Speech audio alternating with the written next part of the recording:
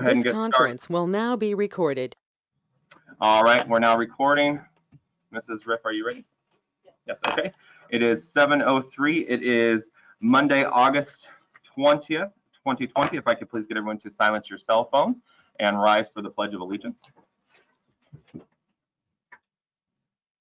I pledge allegiance to the flag of the United States of America and to the republic for which it stands, one nation, under God, indivisible, with liberty and justice for all. I've got the name tags out. I just realized she wasn't here. So thank you, everybody. All right, Mrs. Ripley, please take the roll. Councilmember Frederick. Here. Councilmember Brown. Here. Councilmember Chapman. Here. Councilmember Holland. Present. Councilmember Smith. Here. Councilmember Plaza. Here. Councilmember Graham. Here. All right, everyone's here. Mrs. Anderson, can you hear me out in the lobby? Thank you. All right. For those of you online, let's see here. I'm looking to see who we've got. Is there anyone that will be speaking under citizen comment this evening that is online with us? Okay, I see one hand. Okay, so once we have the folks that are in the audience, we will turn to the folks online, okay? So I won't forget about you. All right, moving on to citizen communication for items not on the agenda. We have Kent Cash, if you could please step forward to the microphone this evening, state your name, and I'll allow you 5 minutes. Name and address, please.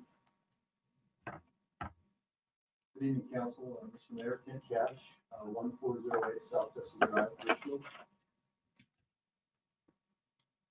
I am Lori Cash's husband, was work free in the Clerk-Treasurer's office.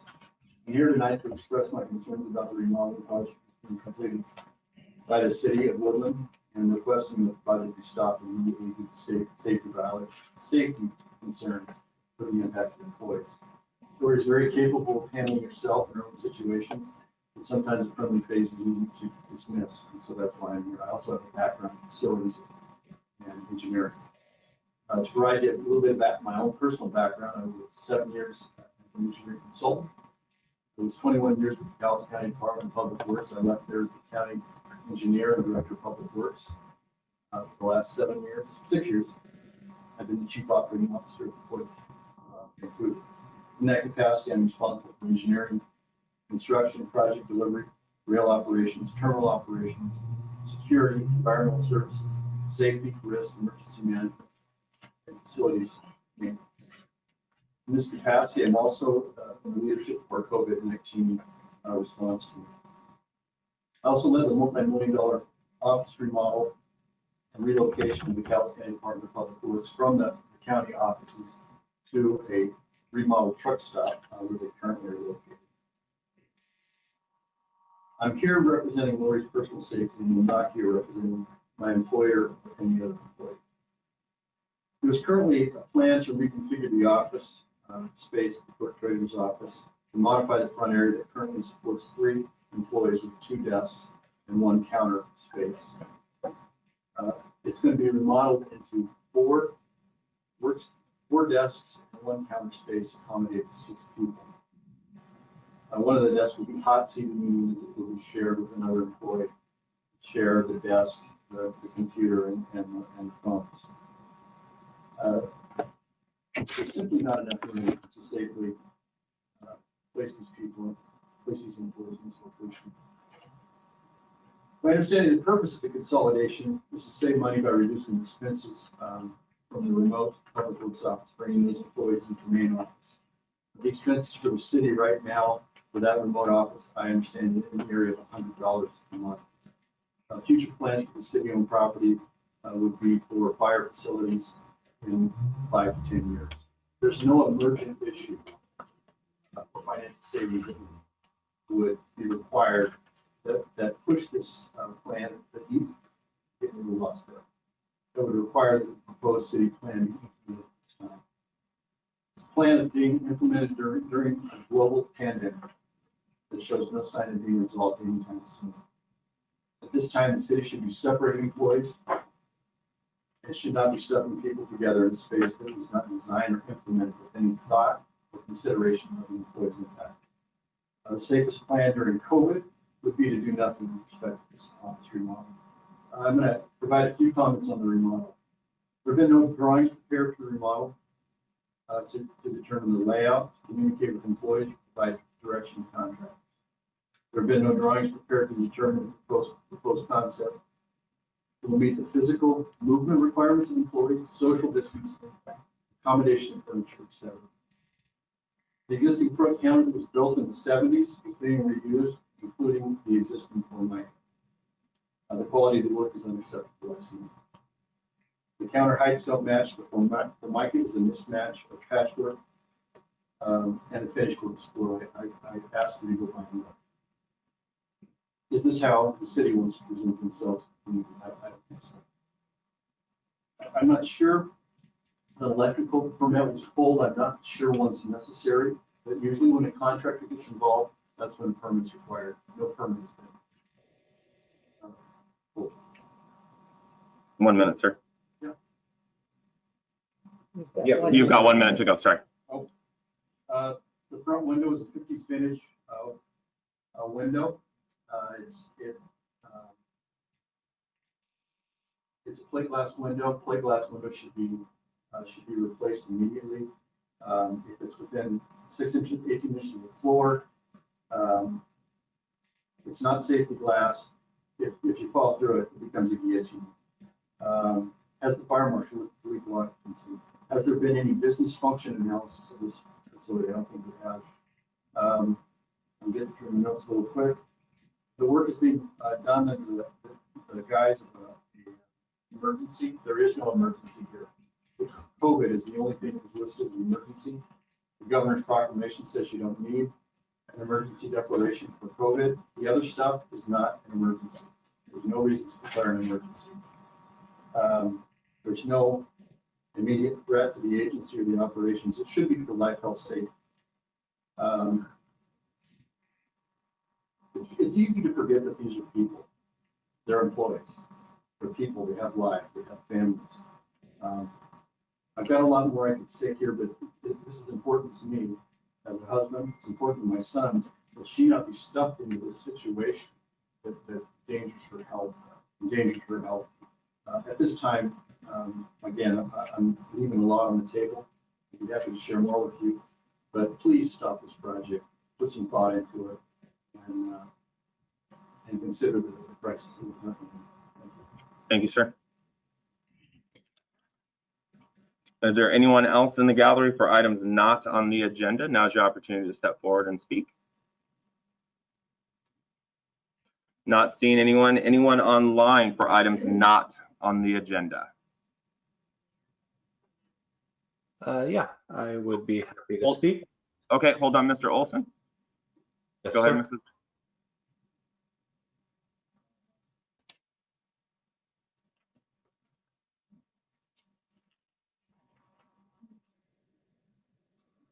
I'm going to take your microphone for that.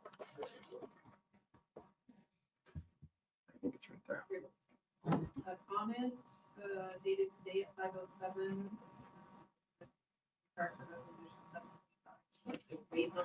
Let's wait on that because that one is on the agenda. So why don't we stand by for that one? Okay.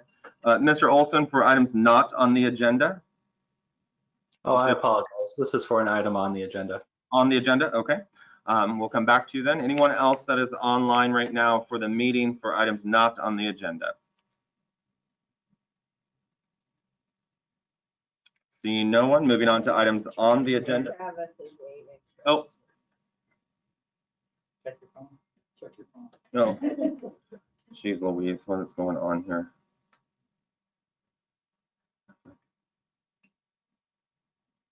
Oh, there are 5 people waiting to view YouTube. Currently, it's not running.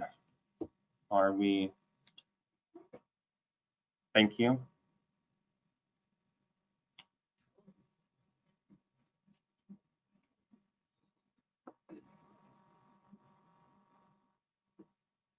Too many devices.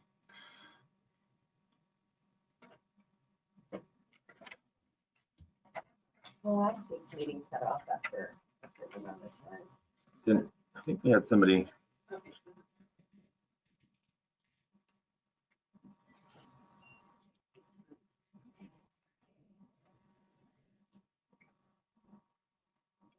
For those of you at home, we're just trying to work on some technical difficulties here. Just one moment.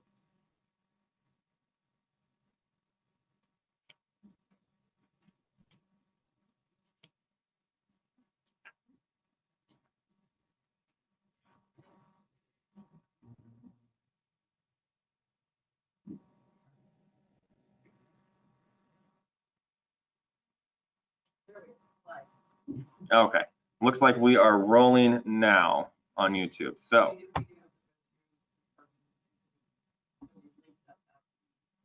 okay, gotcha.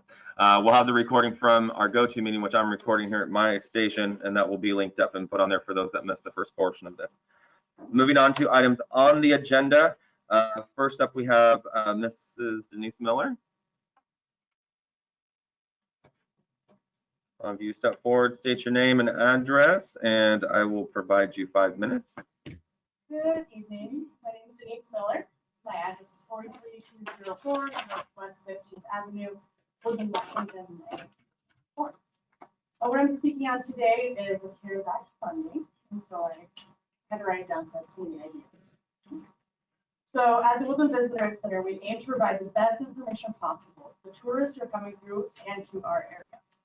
We have some grand plans for 2020 spring and summer, but unfortunately, as many others, we had to cancel many meetings, gatherings, events, and it really took a hit to our momentum ahead.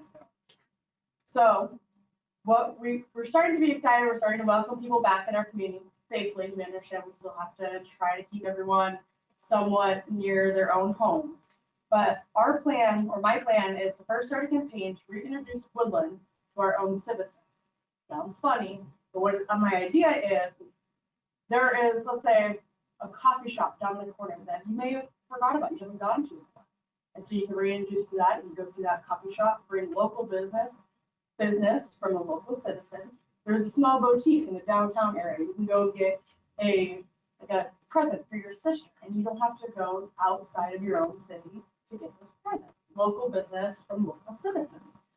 And then my whole idea is the campaign is we'll start small. We have I'm making a little activity guide. Essentially, as most all communities around us have this. Where to go eat, where to go have a drink, where to stay, what activities can you go to, what campgrounds around, we do not have them. So I am compiling all this information. I'm making this flyer, this book, and I worked with TDN and they're giving me some pricing on how they can help us as well distribute the information in their newspaper, on their online platform, as well as in their own. So that will be localized. Now, when everyone kind of starts reopening and allowing people to travel more, my plan is to kind of switch gears, and instead of being eat and stay local, it's going to be spend a weekend. So then we will distribute this information farther outside of our own circle to start bringing people in from farther away from us. And so the reason I'm here and speaking to you today is to be able to successfully launch this. I'm asking for some CARES Act fund money so we can do the print media, do the booklets, so we can do enough for all of our hotels here locally, as well as like our restaurants and bed and breakfast, and then eventually still send them out. What our gals at the Visitor Center do every year is they contact Olympia, they contact Long Beach, and they ask for the newest information and they send it. When they ask for that information, those cities and communities ask us to send the same information back to our time. We don't have that. We need to have that to offer it, to have people know to go visit their visitor centers and come visit us. So that is, and I brought one with me. If anybody wants to see a rough draft, or I can also email it to anybody who is interested in seeing what I've started to put together, where I'm compiling all the way up to like Lone Fir and all the way down like all of our businesses here in town, and I'm sure I missed some. I've spent lots of time on Google recently, so that is right here. Do you have that with you? Can you leave it for the workshop this evening that I we can, definitely can. council can? You just leave with me, that's fine. Is Ms. Miller planning on being here during the workshop in case council has questions? Are you sure? Yeah, it's after the 7:24. Yes. I believe so. So you'll hang out if there's further. Okay. All right, sounds good. Did you have a dollar figure in mind? You did say you were asking for money. Did you have a dollar figure? So it's looking at printing costs. Let me go over down for you guys on the workshop. Okay, so 1,000 is about enough for the print, the initial printing. For the work. If we start setting it off farther, the more you print, the cheaper it is the only thing. And so I would like to see if I can get about 2,000 to 2,500. I can do print ads with TDN as well as online ads. You can do, our biggest thing we're getting trials right now, and we're getting the most visibility right now is honestly Facebook, and we can pay to boost ads that way as well. So that would be another portion of it, and it's usually $5 per boost.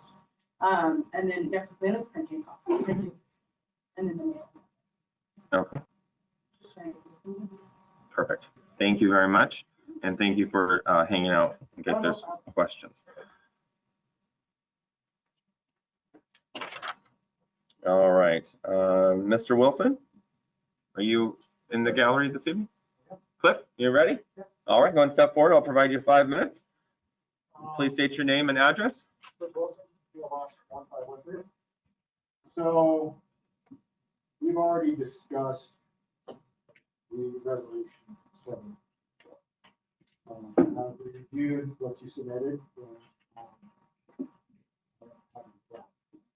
So my statement currently right now is on the other companion. Yeah, absolutely. Okay.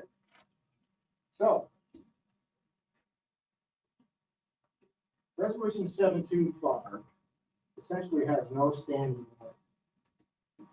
It is attempting to define our people as supporters of systemic racism, requiring the city council to adopt a resolution to admit there is a systemic racism where it does not exist. It also attempts to require the city to adopt policy. The policy has already been established at the national level to promote equality. First off, yes, racism exists. There are ignorant, offensive jerks everywhere. People suck. This is all what it is. However, let's look at the buzzword, systemic racism. Systemic racism is defined as systems and structures which have procedure and process to disadvantage people of color. Let's digest that. And process and systems and human. These systems and structures with procedure and process are also discussed and defined in a document called a functional description. A functional description is the rules in which a system operates. It is analogous to what is called legal code in the civil world. Legal code, also known as U.S. Code, Washington Administrative Code, Woodland City Code, all have to abide by the rules of law set forth in the U.S. Constitution. As such, any adopted code falling under the definition of systemic racism would have to violate the 13th Amendment, the 14th Amendment, Civil Rights Acts of 1875, 1964, and 1991. The closest thing this would have been would be Jim Crow laws. However, Jim Crow laws were abolished in 1965 by the adoption of the Civil Rights Act of 1964.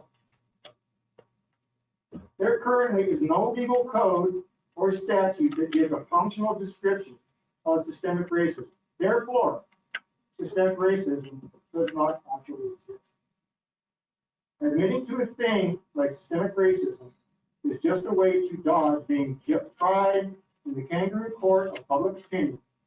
Additionally, if the city council admits to systemic racism, that act is similar to admitting guilt to a crime that has not been committed nor defined by law.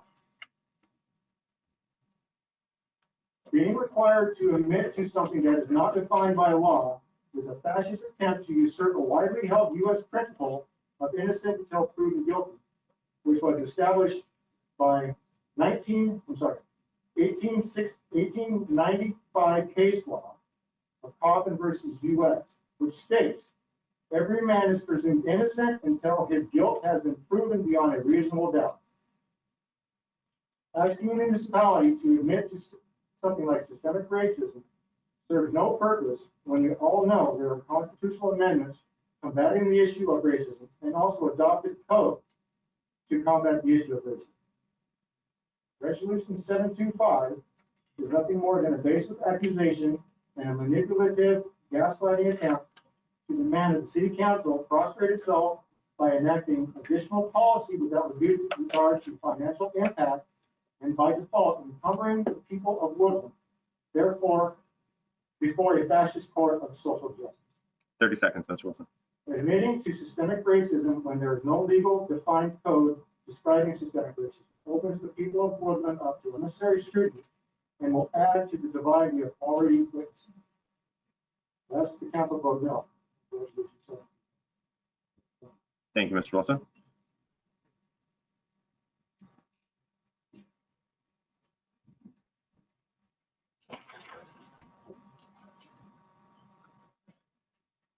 So I've got two on the next line. Nicolette and Rob, are you folks speaking together, or are you both going to speak, or just one? Okay, gotcha. Oh, just one of you will be speaking? Okay, well, go ahead and step forward, please. State your name and address, and I'll give you 5 minutes. Rob Harrison, PO 1706.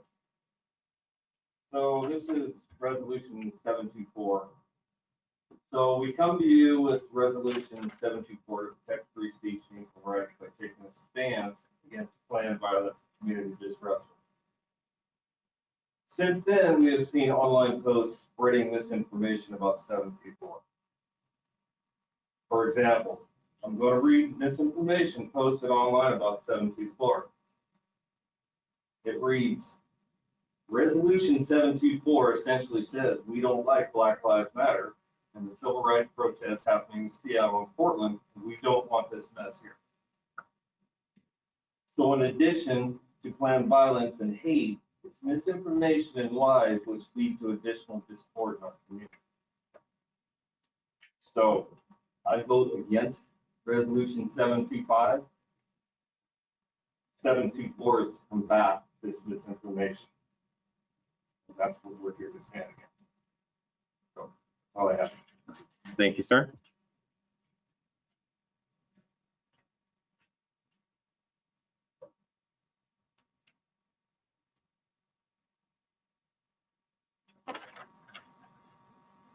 All right, Aaron and Emily, are you both speaking this evening? It's been covered, okay. Mr. Dovey? 5 minutes. My name is Dan, 1066 South Eaton Road, Wheaton, Washington. I heard some comments. I am very much in favor of 724, but now against 725. That is a resolution that stated that to eliminate systemic racism and injustice in the city of Woodland. I do not experience that kind of behavior in Woodland at all. Not since I lived here, not now, not in the past. So why tune into something that will jeopardize our, let's say, good feel for justice on the law? And if it would be systemic racism, then I would admit to it. And so a lot of people that spoke in favor of 724 and against 725. But that's not the case. So I pray that your city council is going to defeat 725 and favor 724, because if you are going to get into 725, then it will attract something into Woodland that is not there, and it will complicate matters on all kinds of issues. And the one that is behind the 725, in my opinion, already tried it in Jekyll, which was several weeks ago. And that was the 55-52 marching of the city council there. But this gentleman doesn't even live in Woodland, as far as I can see. The ones that live in Woodland, all the ones I talked to, they're talking about this issue. And they don't see any kind of systemic racism or injustice in Woodland. So I speak also on behalf of those that I talked to, lots of friends and family members. So please go for 724 and defeat 725. Thank you very much. Thank you, Benno.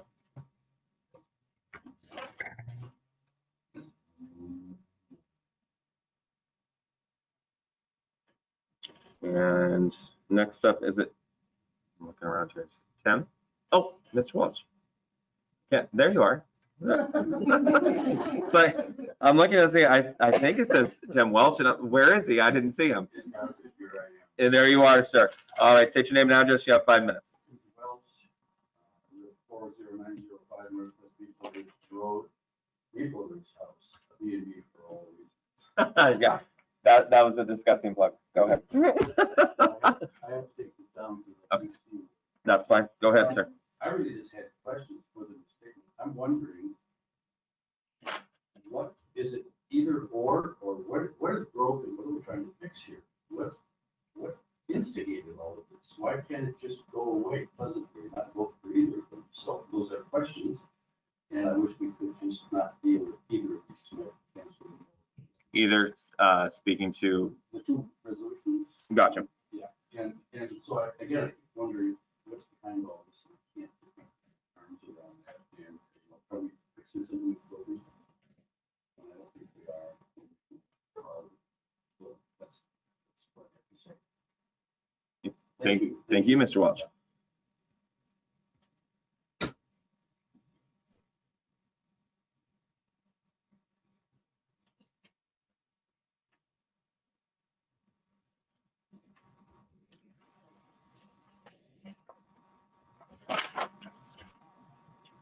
Mrs. Johnson.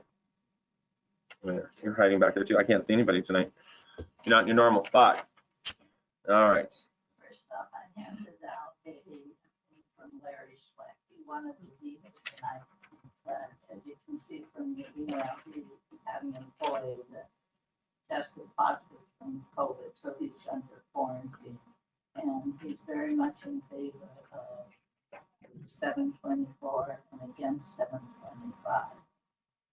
So that you can see that, oh, by the way, Darlene Johnson, P.O. Box 18, go ahead. See, I nailed everybody else, but you walk. I'm like, yeah, just go on. You go. Okay. Sorry. Well, I want a little bit, I wasn't planning to, but I wanted to answer a little bit of Tim's question. Is there's a lot going on in our country, and there's a huge number of people that are just silent. And you can't always just be silent. And Resolution 724 states kind of who we are, that we are a community that welcomes people.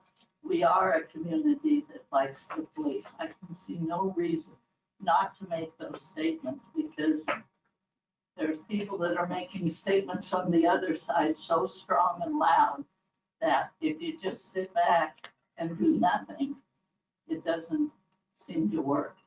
And so it really, and I've read both the resolutions. Of course, I'm in favor of 724. I've testified on that before. I won't make you listen to that again, but on 725, you know, there's assumptions in there, and I don't believe any of the assumptions are correct.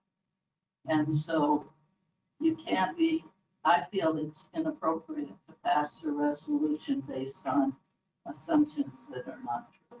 And so I'm hopeful that you will see that and vote against it. I'm hopeful you won't just always be the silent people that say our country is good, our country is great and stuff, but never actually say it. And I think that's why this resolution was brought up. By the way, I had nothing to do with writing it. I wanted to let you know that. I read it after it was written, and I really approved it. And I hope you guys and gals. Thank you. Anyone else in the gallery for items on the agenda who failed to sign up? Now is your opportunity to step forward and speak. Seeing no one else, and we'll take it online. We will start, let's see, Mr. Olson. Go ahead and state your name and address, and I will provide you 5 minutes. Yes, sir. So hello, everyone. Hopefully everyone can hear me okay. My name is Dr. Randall Olson at P.O. Box 568 here in Woodland, Washington. I'm a researcher and technology executive for a national biotechnology company, and my family and I have had the good fortune to move here to Woodland about a year ago. With the assistance of Mayor Finn, I submitted a draft of Resolution 725 for consideration by this council. And Will, I want to thank you for helping me submit that resolution, although it was mostly just me writing it, or it was all me writing it. And I want to thank the council for providing me the opportunity to speak about that resolution this evening. Now, to summarize Resolution 725, because we've heard many things discussed about it and mentioned about it, this resolution asks the council to take a proactive stance regarding the topic of systemic racism. It asks the council to follow up this resolution with concrete and measurable action to learn more about systemic racism and how it impacts our community. And the way I see it, this resolution represents an opportunity for our city. This resolution represents an opportunity to listen to members of our community who are not often heard. It represents an opportunity to learn about the issue of systemic racism and how we can best address it. And it represents an opportunity to build community relationships and make our community even more welcoming and inclusive than it already is. Over the past several months, I've been fortunate to experience that Woodland is full of people who are warm and welcoming and caring and inclusive to their neighbors.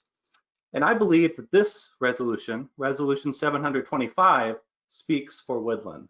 In fact, over the past week, I collected dozens of signatures from Woodland residents who support Resolution 725, several of whom are in attendance both in person and online this evening.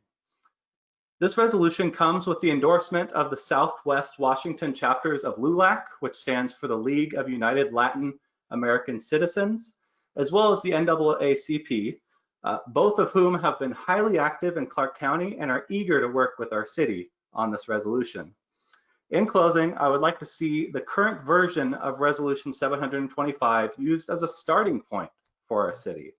Furthermore, I would like to see our council members endeavor to improve this resolution, perhaps merging the resolutions or some other action to make it best represent Woodland and the people who live here. That's all I have to say for now. Thank you for your time, and I'll be happy to discuss this matter further at any point in the future. Thank you, Mr. Olson. Is there anyone else online for items on the agenda? Now's your opportunity to speak.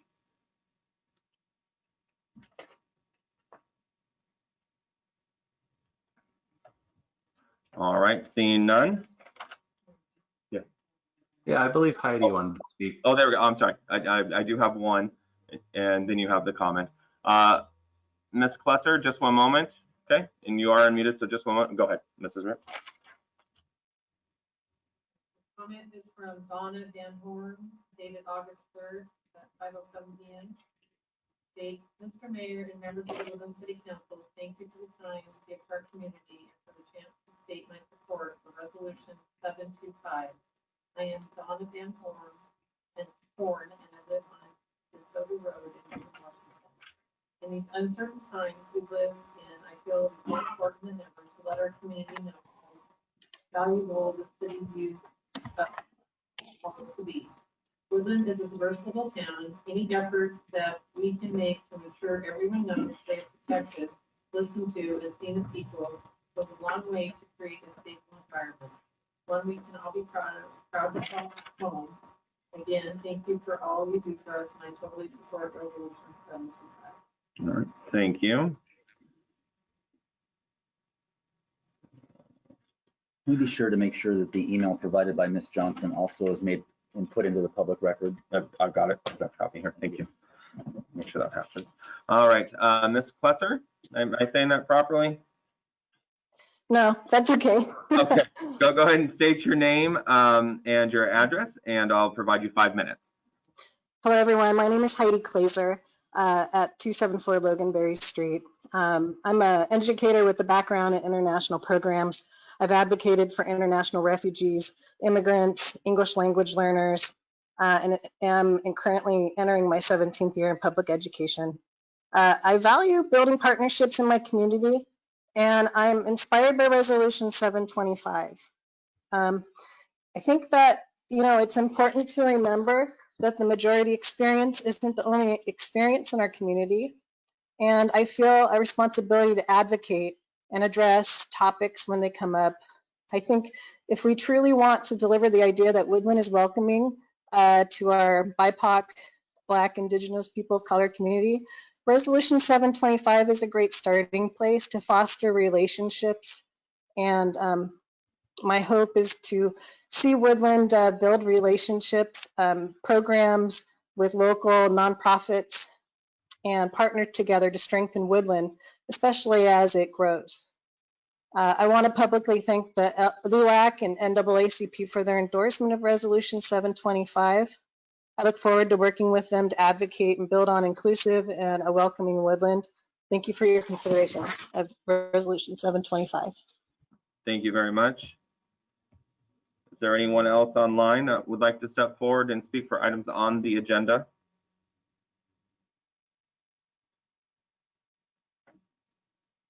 All right, seeing no one else, moving on to agenda approval. Mr. Mayor, Yes, Mrs. Ramos. I would like to know why 725 was put on the agenda under my name. So 725 came forward through community group, was asked to be put under the workshop. You brought forward 724, correct, which was for the workshop tonight. So 725, there's a administrative process. I wanted it attached for the workshop because I was asked that the two be merged together, or at least consideration for language that was in there. And it's for, not for approval, it's for a document to review, to pull language or possible language. I don't care about that, but I do not want it, I want it stated that it is not under my name. All right. On the agenda at all. It's been noted and on the record. Okay. Thank you. Mr. Plaza? We have a motion to. I was going to say, I was just going to say, do we have a motion to approve the agenda? Change it or modify it? Or change it, modify it? That's what's going to be my concern or question, was that both 724 and 725 are both listed under action item G, I believe. And by having them both under one action item, one vote for one is an exact automatic vote for the other. So I would like to make a motion to split them, leave 724 in the action item where it is, move 725 to whatever the next letter is after the last action item. Okay, but I just want to make sure I get this right. Action, motion on the floor to move Resolution 725 to an action item of I. Is that correct? Yes. Okay. Jesse that works at the bank and came to work there at large. I told you. I don't know how to mute. I will second for discussion. Moved by Councilmember Plaza, second by Councilmember Fredericks. Is there discussion on this one? Yes. That we're okay. I'm requesting it. There you go. Okay. Councilmember Plaza. No discussion. Councilmember Fredericks. Well, I'm a little concerned with the agenda because there are items that are on this agenda that were not asked for by council, and they're on here anyway. And I'm going to start with resolution number 725. 724 was requested to be and was sponsored by a council member and requested to be added to the agenda through the formal process. 725 did not go through a formal process to be presented. Also, ordinance number 1464, in my mind, should have went through a a committee or some sort of process prior to it showing up on the agenda. And I know that there's a reason for it, but in addition to that, there should be an executive, in my mind, there should be an executive session regarding ordinance number 1464, because I believe there is potential litigation on this matter. So I'm concerned with how things are being added to the agenda without going through a process that involves members of council. And so I'm going to vote to approve the agenda, but I am concerned. I'm concerned about there being items on here that are kind of a surprise when you look at them. Further discussion? I just have a question. Mrs. Holland? So, because of the form of government that we have, isn't it at the mayor's leisure to create the agenda and the items on the agenda? It isn't because of our form of government, because we have a mayor council form of government. So I think we've already. Who's that a question for? I'm asking Can we the answer it? mayor. Go ahead and answer it. actually, You guys are in active debate. or whoever wants to answer a procedural question. Is that not the case? This is a business meeting of the city council. It is the Correct. city council's agenda. That's why we are the ones that approve it, modify it. We can say we want to get rid of things. We can say we want to add. This is a business meeting of this body. It is not the mayor's agenda. But because of the form of government that we have, that was my question. Since I don't believe the form of government has anything to do with the makeup of our business meeting. so when we have our little break, I'll find it and then I'll have my answer. Then, pardon me for interrupting. Mr. Randolph, if he, I don't know if the form of government.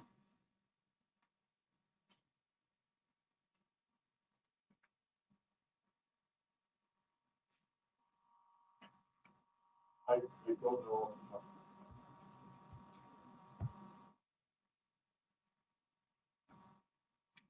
Anything further?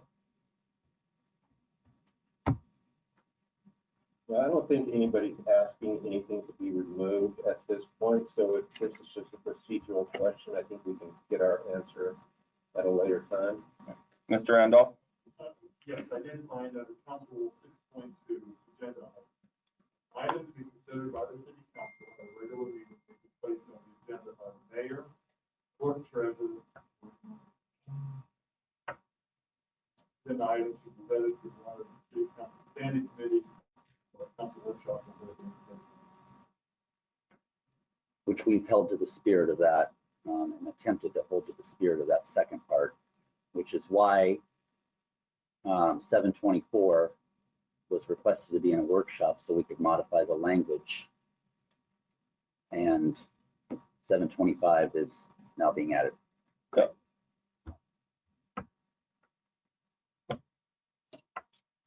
Anything further?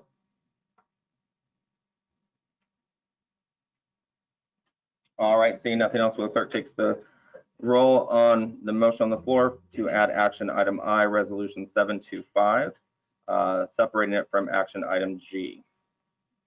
Councilmember Herder, Aye. Councilmember Brown, Aye. Councilmember Chapman, Aye. Councilmember Holland, Aye. Councilmember Smith, Aye. Councilmember Plaza, Aye. Councilmember Graham, Aye. All right, motion has passed. Moving back to agenda approval. Second. Moved by Councilmember Plaza, second by Councilmember Chapman. Will clerk please take the roll? Councilmember Herder, Aye. Councilmember Brown, Aye. Councilmember Chapman, Aye. Councilmember Holland, Aye. Councilmember Smith, Aye. Councilmember Plaza, Aye. Aye. All right, the agenda has passed. Moving on to reports of City Council.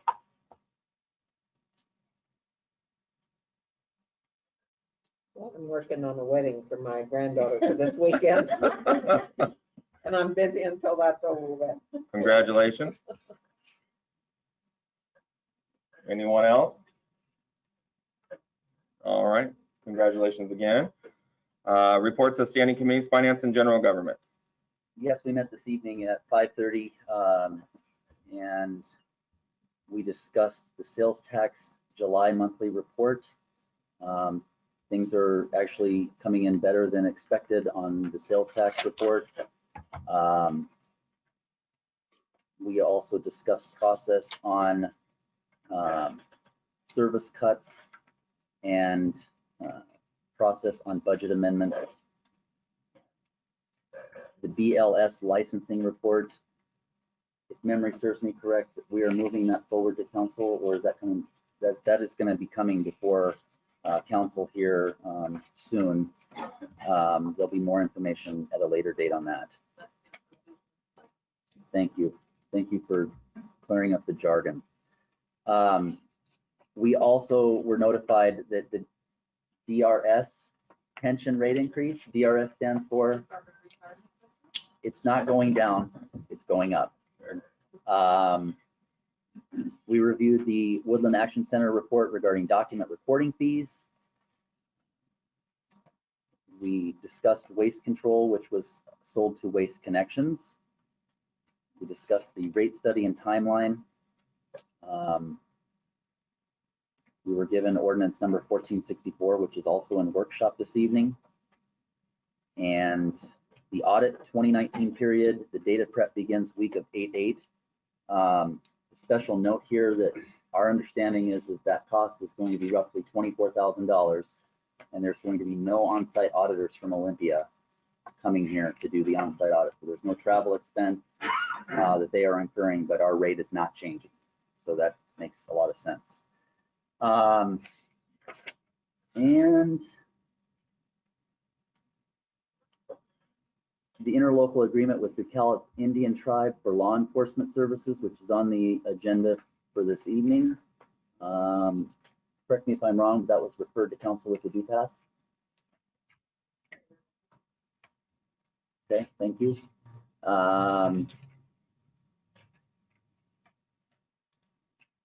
And then 1465, which is our financial policy, is set for first and final reading on the 17th. And then the website, we requested to move that to the 2021 budget process. And that was it. Our next meeting is scheduled for September 8th at 5:30 here in the training room. Or actually at the police station training room. So not in this room. Yeah, in the inside of the. Yeah, if we, depending on distancing. Okay, for sure. Questions for Mr. Fredericks? All right, seeing none. Human Resources. Human Resources meeting was canceled. Our next meeting will be, what's the day? The 8th. The 8th of this month, right here in the office, 5:30. All right, thank you. Reports of advisory committees, Chamber of Commerce. Things are still running about the same. I am Ms. Miller, did open for a half a day on Friday, and I heard that there was some activity, some passes and information given out. So we will try to have some kind of a schedule, I'm assuming at a later date of when we will be open for some service. And then we are still planning our golf tournament on August the 28th. So that's teams, sponsorships, gift items, or raffle items, I should say. And we're still keeping our fingers crossed it all flies. So that's about all I have to say on that part. And then, of course, what she presented tonight. All right, thank you. Mrs. Rounds. I have not attended a meeting yet because they're doing it by Zoom. I don't think they were getting together. I don't feel like reporting on it until they've actually introduced me to people there. So, and, you know, Understood. so, All right. Do they have a time when they're going to be getting back together in person? not yet. Okay. Gotcha. All right. Thank you. Moving on to reports of city officers. As we go down here, unless you've got specific questions for any of the department heads this evening, I ask that they stay silent. Just due to the fact that we've got a lot of work to get done. So unless you have specific questions for folks, Mr. Fredericks. I have one for Ms. Coleman. Ms. Coleman? It's come to my attention by the police department, who's actually doing, when they're in the community, they check on things, and it's been provided to me that the big brown field, the maples that are over off by Horseshoe Lake, it's about $3,000 worth of trees. Are we watering them? Or is that something that we're gonna pull out later and replace again? Are you talking about the ones in the open field? I'm talking about the ones that are on, would be, I guess, the, over by the, is it the skating park? Skate park. That's not Yeah, the water is on. We did have vandals come through and knock off about 30 sprinkler heads that we had to replace through downtown and in the park. So it might have been off for a week, but no, we do have the water on in the park. Okay, so we're watering the big maples that need water, or they're gonna die? We are watering the trees and the grass at the park, yes. Okay, The only one that we are not doing is the big, huge open field with the portable sprinkler because there's too much activity. So we have not been watering the big open field. Okay. Thank you. You're welcome. Any other specific questions for any department head at this point? All right. Thank you. Mr. Boyce will be back. He's on vacation as of last week and this week, and he will be back next week. And don't forget the Planning Commission is at 7 p.m. on the 20th of this month. Moving on to consent items. Oh, wait, I'm sorry. Got one thing. Our associate planner, Melissa Johnston here. I have to pull this up to make sure I get this right. I've been notified today that she has gotten her American Institute of Certified Planners certificate, which is a big deal. And I know that you're on the line with us, Ms. Johnston, so congratulations to you. The city appreciates your efforts to become certified as a planner. So through the AICP. Can we see you? Are you just muted and not really here just for fun? There you are. Thank you. I really appreciate it. Thank you, Mayor.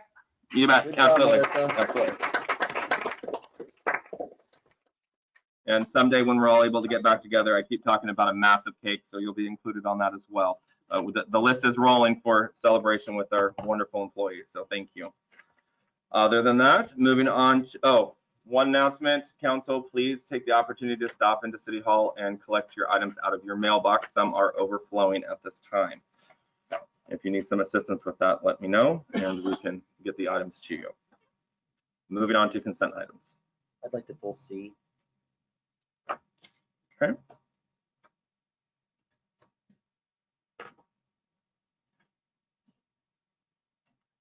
Motion to approve the consent items with the exception of C. I'll second. Moved by Councilmember Fredericks, seconded by Councilmember Rounds. Items A, B, D, and E. Please take the vote. Councilmember Frederick. Aye. Councilmember Rounds. Aye. Councilmember Chapman. Aye. Councilmember Holland. Aye. Councilmember Smith. Aye. Councilmember Plotter. Aye. Councilmember Graham. Aye. All right, A, B, D, and E have been approved. Moving on to consent item C, authorized purchase of 2 temperature taking / tracking kiosks funded by CARES related to COVID-19 and prep for reopening.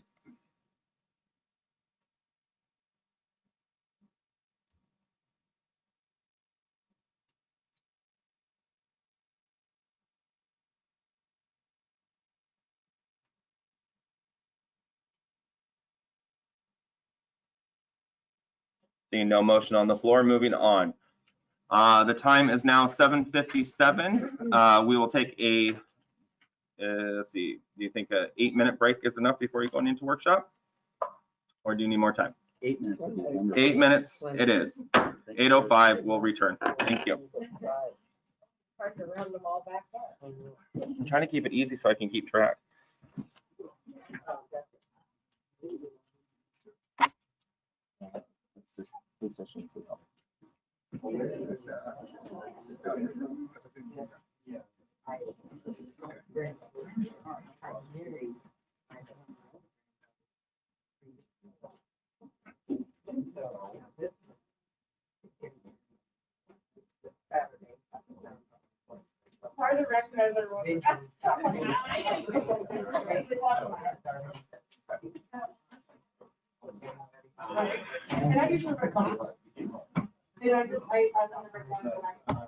This conference will now be recorded.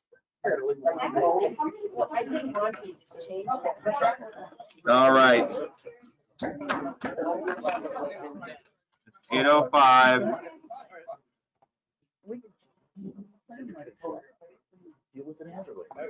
Okay, it's 8:05. It's now 8:06. We are going into a workshop for the City Council of Woodland this evening.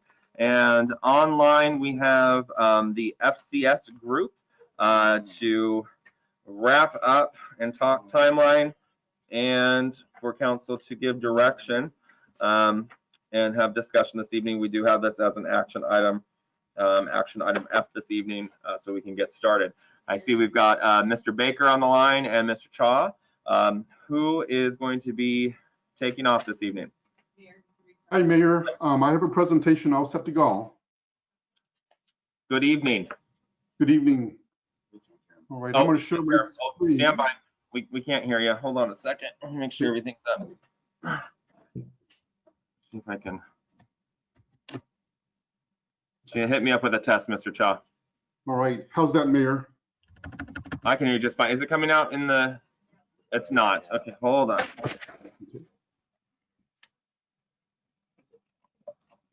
That's off. That's on. Why are we not? Oh. Now try. How about if I turn them on? That might help out. Great. Test. How's that? There we go. I guess you have to turn the microphones on for them to work, apparently. Just throwing that out there. For those that don't know. All right, Mr. Chaw, take it away. Great. Thank you, Mayor, Council. It's a pleasure for us to come back. I'm going to go ahead and share my screen. Can everyone see that? We'll just tell us to hit next, and we've got the presentation up on the big screen, but it's not connected to your actual presentation on here. So Mr. Chaw, when you're ready to advance, we will hit next, and we'll keep it going on our side. All right, great. Next, please. All right. All right. Hold on a second, Mayor. I'm having some technical difficulties on my side.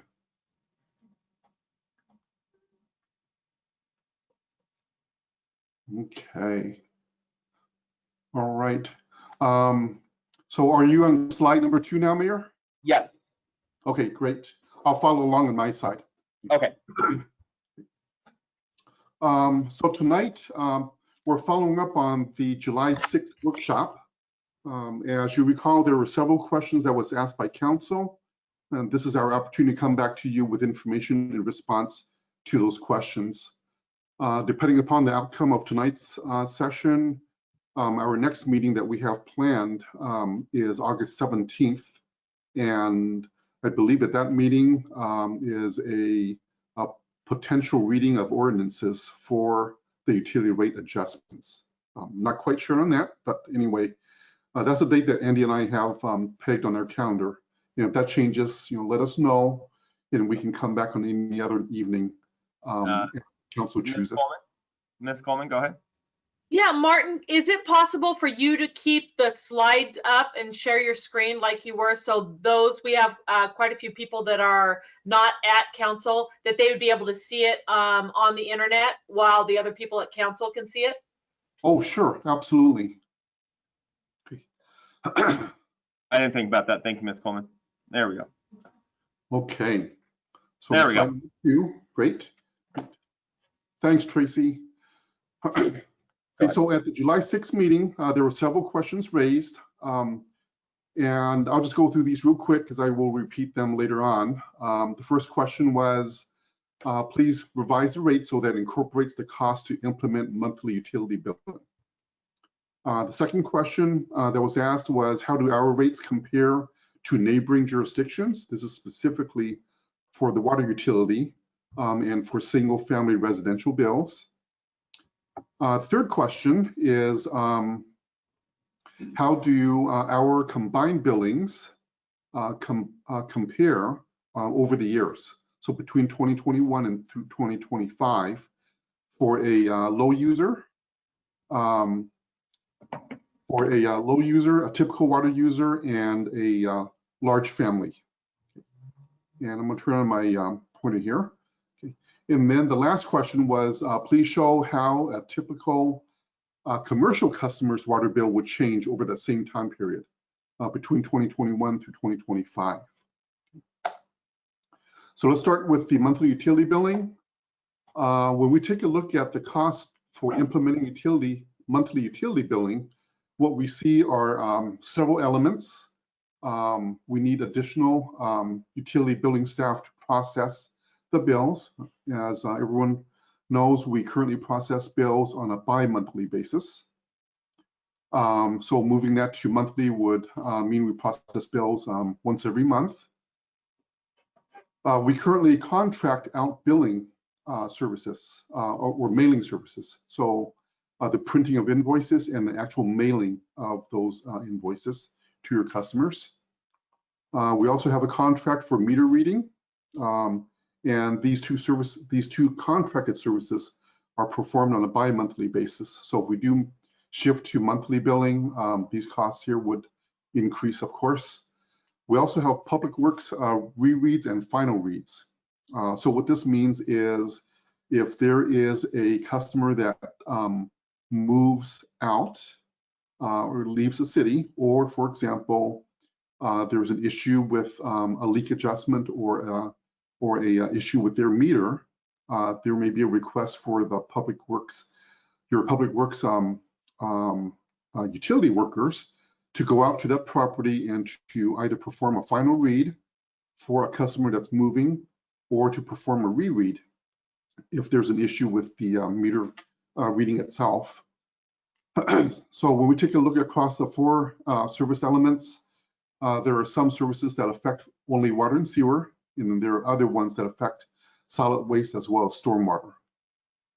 One of the questions that we'll be asking you later on is, is forming a stormwater utility something that the city is interested in? And we'll cover that one in a moment. But what we're asked to do is to assess the marginal costs of these elements and what that would mean to rates. And what we've determined is for water, the rate impact would add, in terms of the rate increase, about 0.5% per year. The sewer utility would be about 0.35% per year. The solid waste utility, these services are currently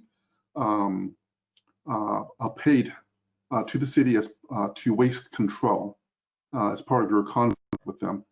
So the billing services, which would be handled by waste control, would then be absorbed by that company, and then that would translate into a revised billing from waste control to the city. And then the last one for stormwater, the estimated impact there for a newly formed utility is about 5 cents per month.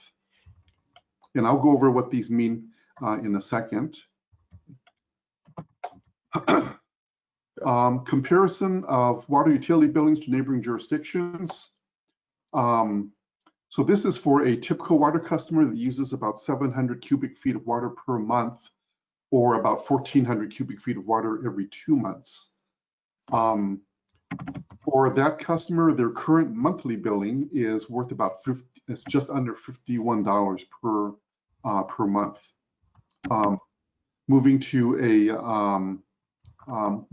with the rate increases that are recommended, that family's billing would increase by just under $3, or about $2 and some change, up to $53.13 per month. And as you can see how that compares, Portland, Oregon is about $90 per month. Kelso's at $45, and then as you can see, other cities down from there. And this includes the water utility tax that each jurisdiction may charge, and it's also based upon their published 2020 rates.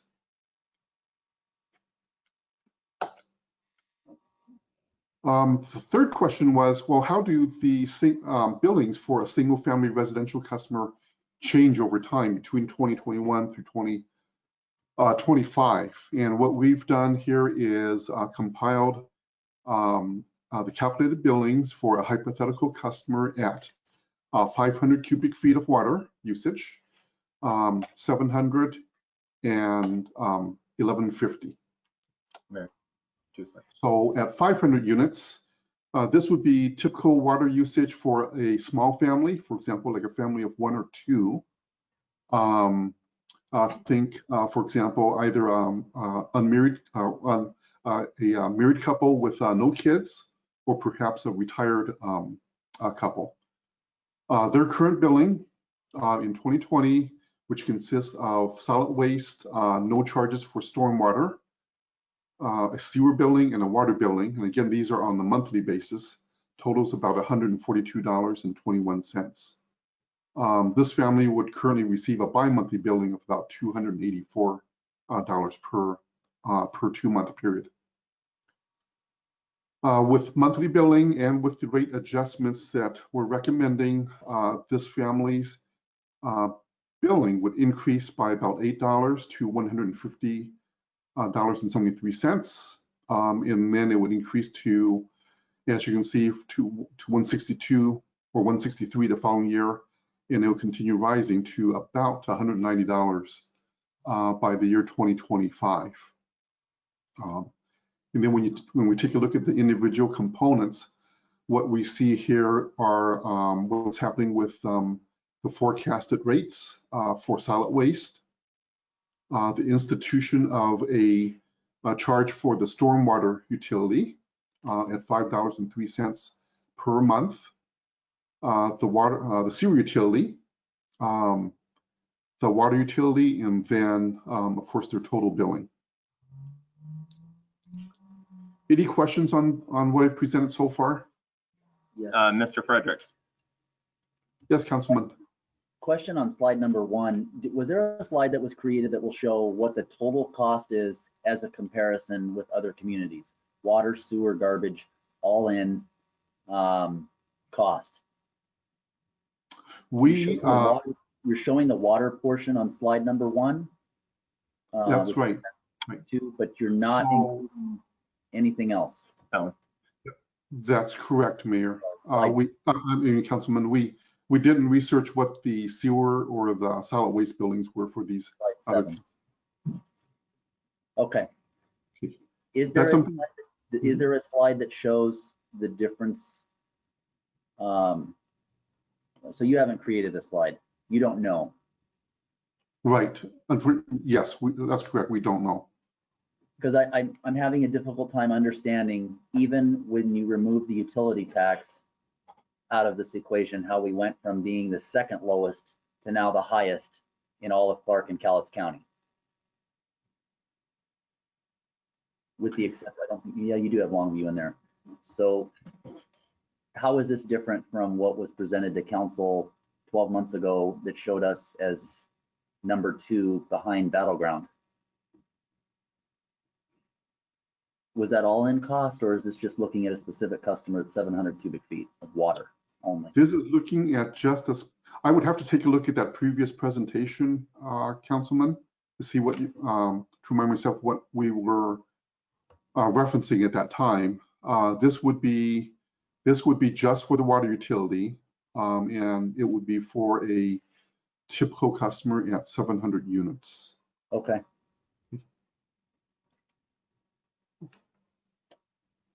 Any other questions so far? Seeing none, Martin. All right. The next slide, slide 10, this would be a customer at 700 units. So this would be more of a typical usage for a family of 4. So at 700 units or 1,400 units every 2 months, this family would currently receive a bi-monthly combined billing of just over $300 every 2 months.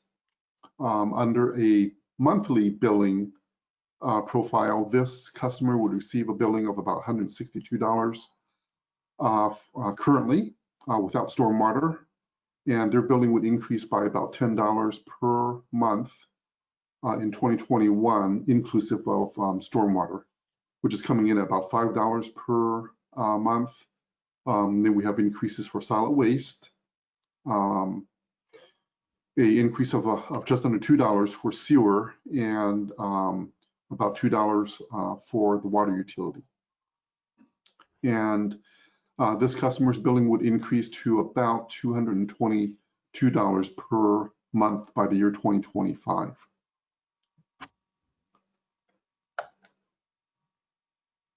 This would be on slide 11. This is a profile of a large user. So in this case, this would be a family of 5 or 6 or more, using about 2,300 cubic feet of water every 2 months, or about 1,150 cubic feet of water a month. Their current billing is about $414 per 2-month period, or about just under $207 on a monthly basis. And again, what we see here is their billing would increase by about $20 a month in the year 2021, and then it would gradually increase to about just under $300 by the year 2025. Any questions so far? Nope. Okay. The last question is, how about changes to the water utility billing for commercial and non-single family residential customers?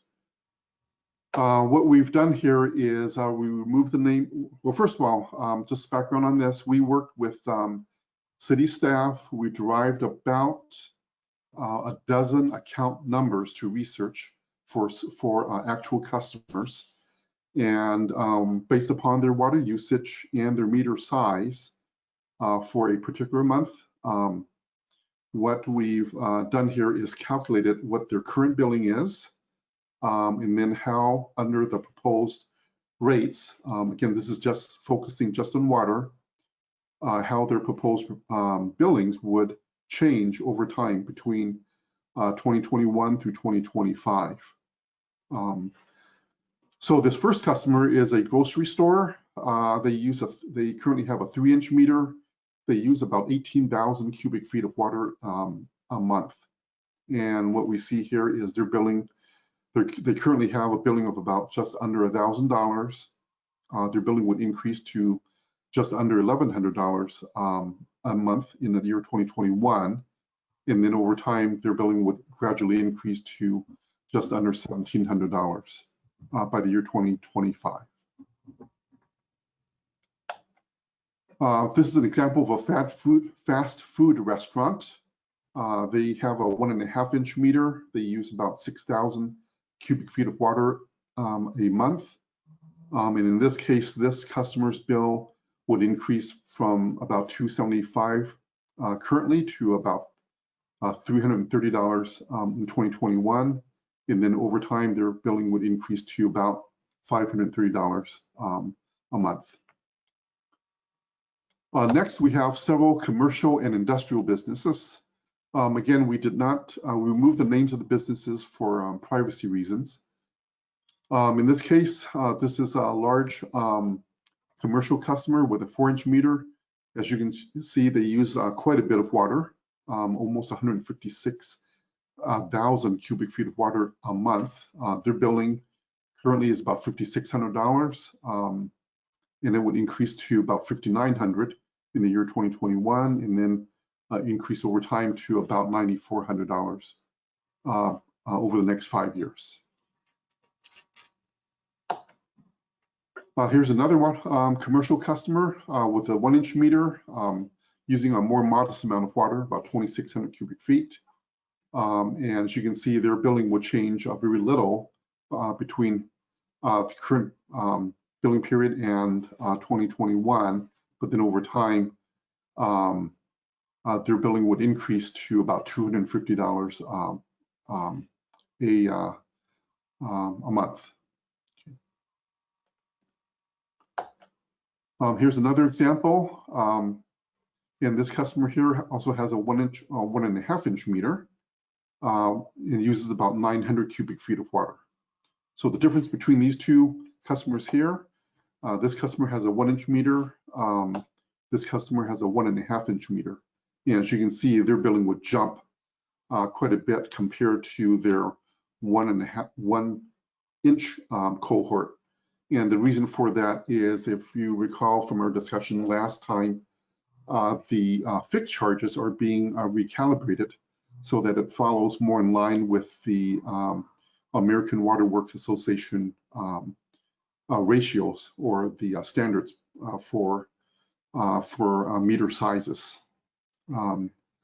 So part of this jump here is a reflection of that adjustment for the fixed charges for customers. And this customer's billing would increase over time to about $270 over the next 5 years. Here's a 2 inch customer using about 5,000 cubic feet. Again, we see a jump here between 2020 and 2021.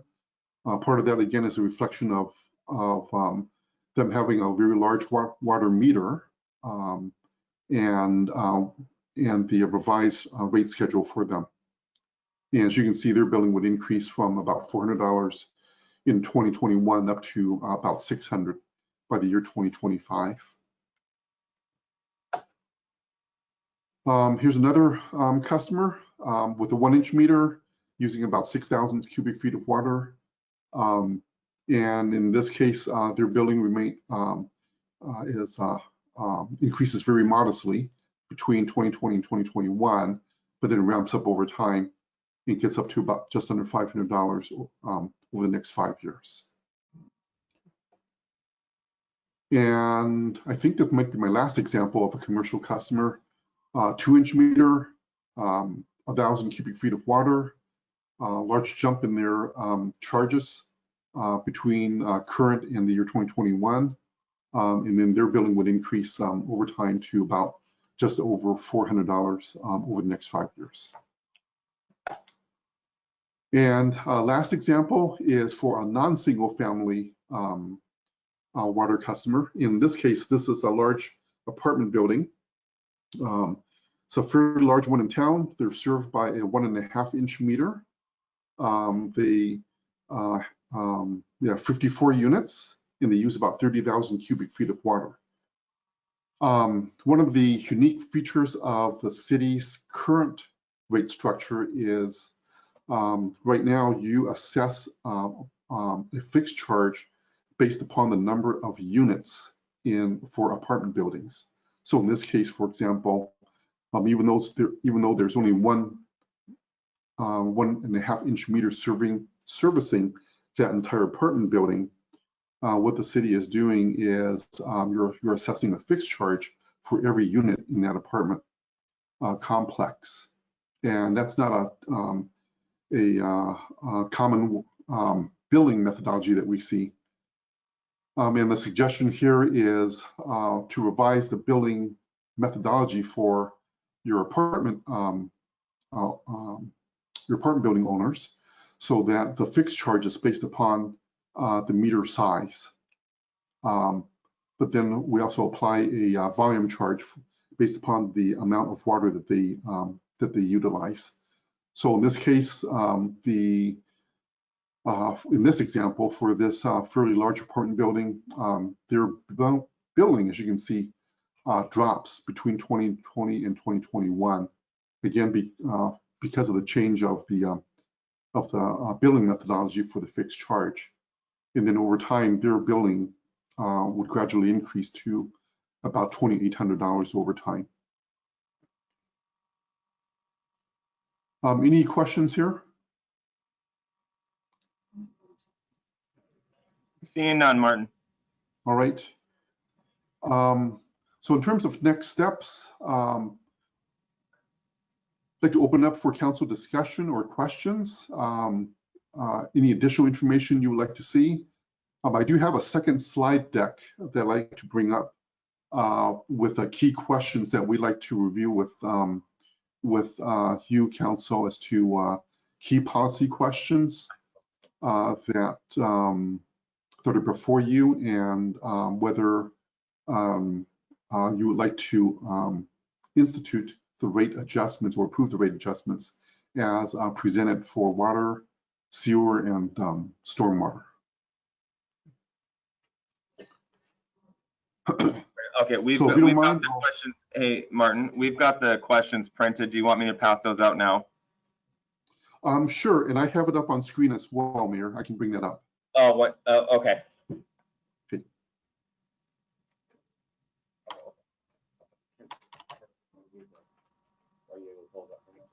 You can. Okay. Gotcha. Okay. Okay. All right. Go ahead, Martin. Okay, great. So I have about 7 or 8 slides here on key questions that are before the council. And these would be questions that Andy and I feel would be necessary for us to complete our utility rate studies for the city. And again, it's been a pleasure for Andy and I to work with you all, especially your staff. They've been instrumental in helping us get to this point. So in terms of policy choices before the city council, when we look across the water, sewer, and stormwater utilities, what we see are several policy questions. Number one is continued delivery of public services to your community, fully funding the needs of the utility.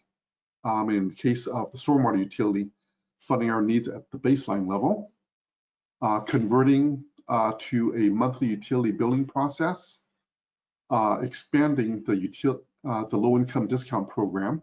As you recall, during our last discussion, what we're proposing here is to expand your low-income discount program so that it is across the board 25% discount on the qualifying billings, water, sewer, and stormwater charges for qualifying households.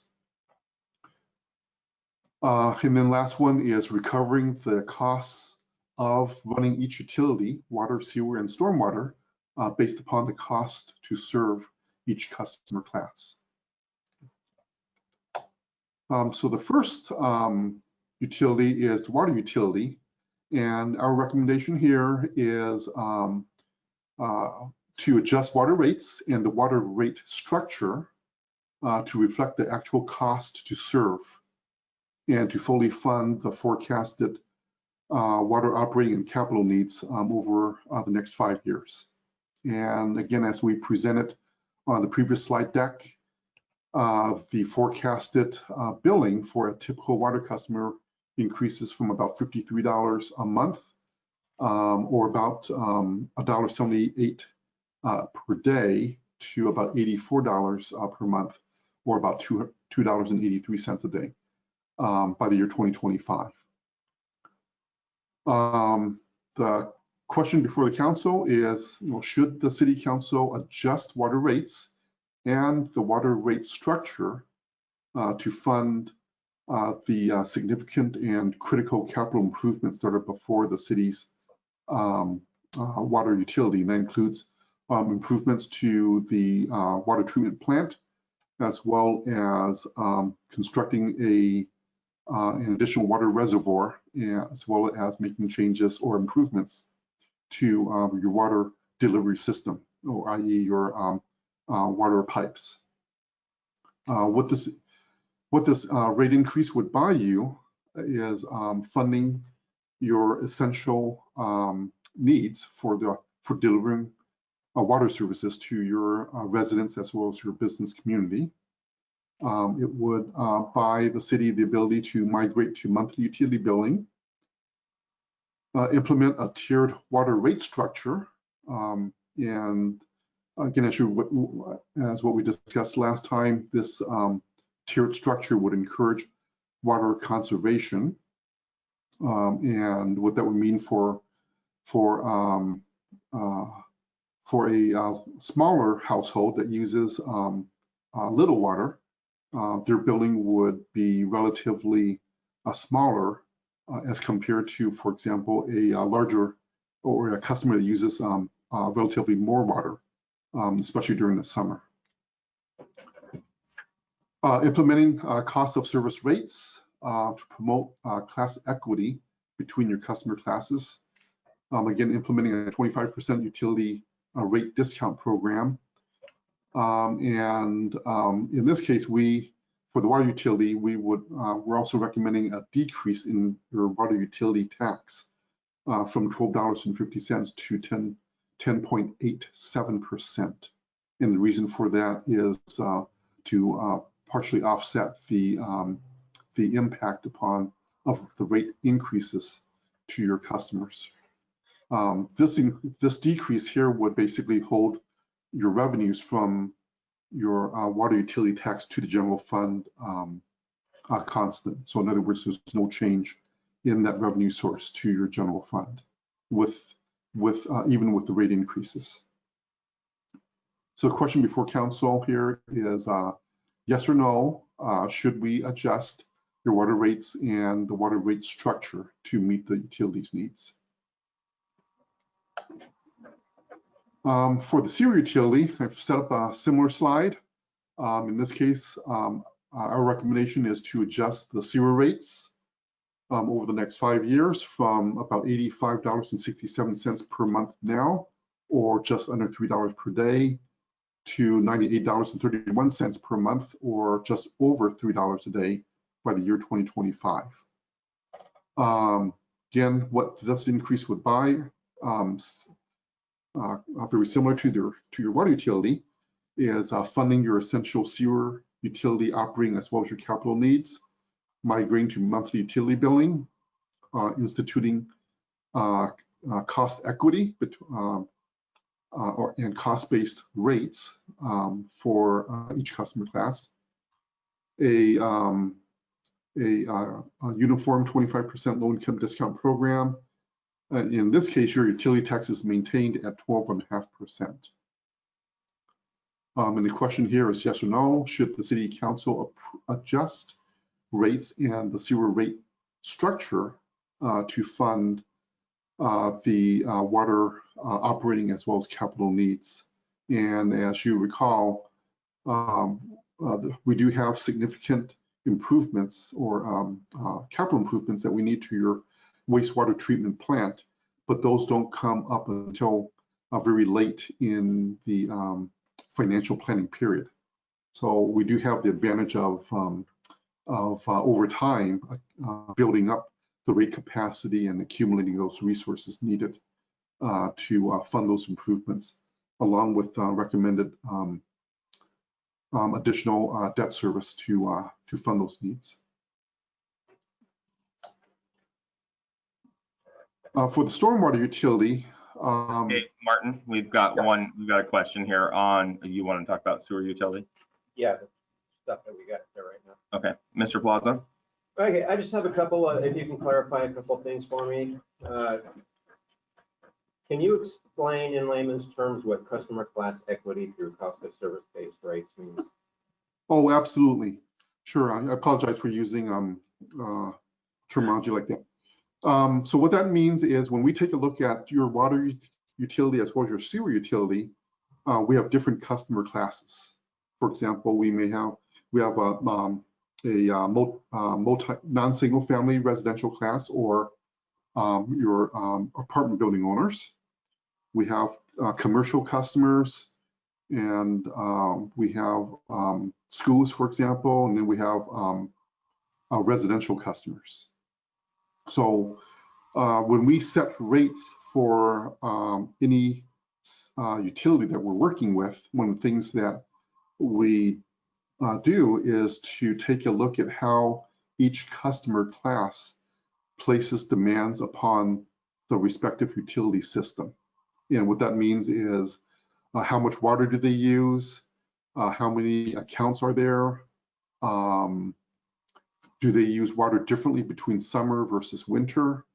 And that information is used to help calibrate rates where each customer class then picks up their fair share of the cost to run each utility.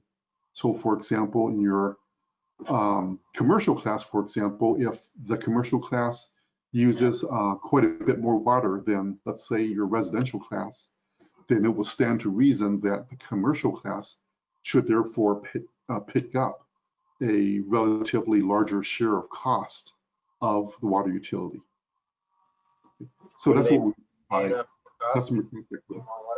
Hey, Martin. Question is, wouldn't they already be paying a higher cost due to being what was that? Using more water. Because they're using more water. That's right. They would be. But what we want to do is we want to assess whether or not that higher cost represents their true fair share of costs, of total cost of running the utility. So we not only look at not just the volumetric portion or the portion of the rates that they pay based upon how much water they use, but we also take a look at how much they pay in terms of the fixed charges and whether or not they're paying a fair share of the fixed charges that they contribute to the utility. Hey, Martin, if I might add, fellow council members, this is Andy Baker with FCS Group.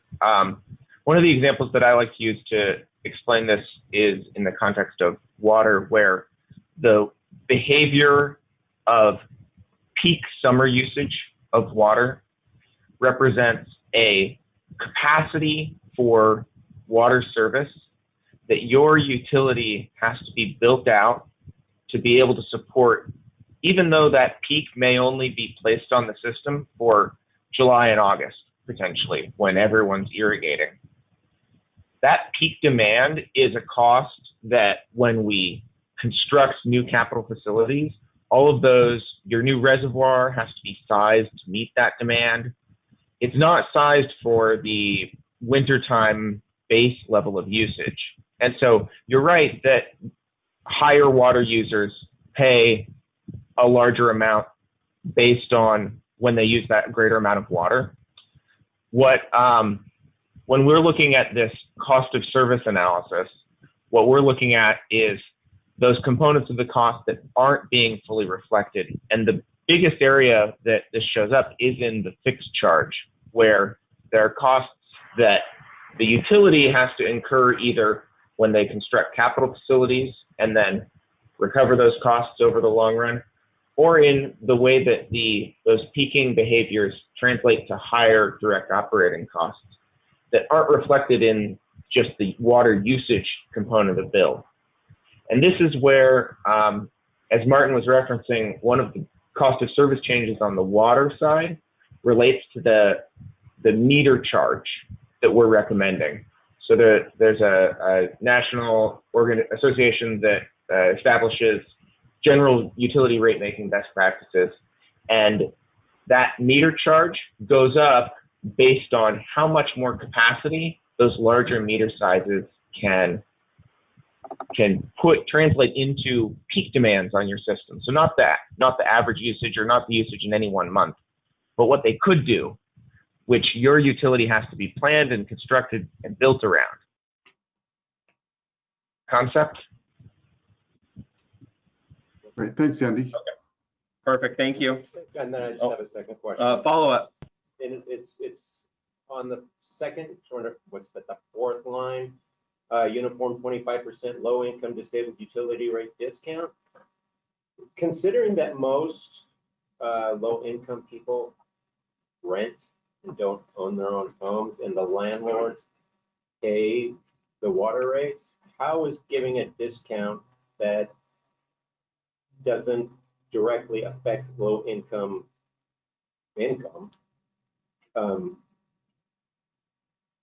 How are effective? What's the point?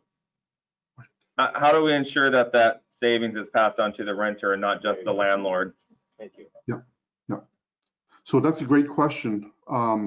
This was one area where it is a lot of cities struggle with. So in the case of this, for the city of Woodland, when we built this assumption into the rate planning, what we assumed was that this discount would apply only to your single-family households to the single-family dwellings. For multifamily customers, i.e. your customer who may be a renter that struggles just as much as a single-family homeowner would, a lot of cities struggle with extending a benefit to those customers because in those cases, we do not know unless every apartment unit is metered, we do not know how much water every unit uses. So there are some cities that will make an assumption that a apartment dweller uses water at perhaps, for example, 80% of a typical 4-person household might. And then the discount program is built around that. But when we look across the spectrum for most cities in Washington state, there are very few cities that actually are able to offer a utility rate discount to renters. The ones that do are, for example, Seattle, city of Bellevue, and I believe a couple of the cities on the east side. I think Issaquah does. But it's a very small handful of cities that are actually able to apply a discount to renters. Does that answer your question, Councilman? Yes, it does. Thank you. Okay. Any other questions before I flip the slide to stormwater? Okay. Nope. So for the stormwater utility, okay, thanks, Mayor. So for the stormwater utility, the recommendation here is to establish a initial rate of $5.03 per month, or about 17 cents per day, to fund baseline levels of services. This includes the level of service that you're currently providing to the city, throughout the city, which includes street sweeping, basic repairs and replacement to city culverts, maintenance of right-of-way, and what this would do is it would free up monies within your streets fund budget so that those monies can be used for streets projects. The monthly utility billing for this new utility, if the City Council chooses to establish this, would increase over time to about $5.88 over the next 5 years, or to about 20 cents a day. What this increase would buy is a dedicated funding source to pay for those baseline services that I just described. Again, it would recover funds based upon a cost to serve, based upon the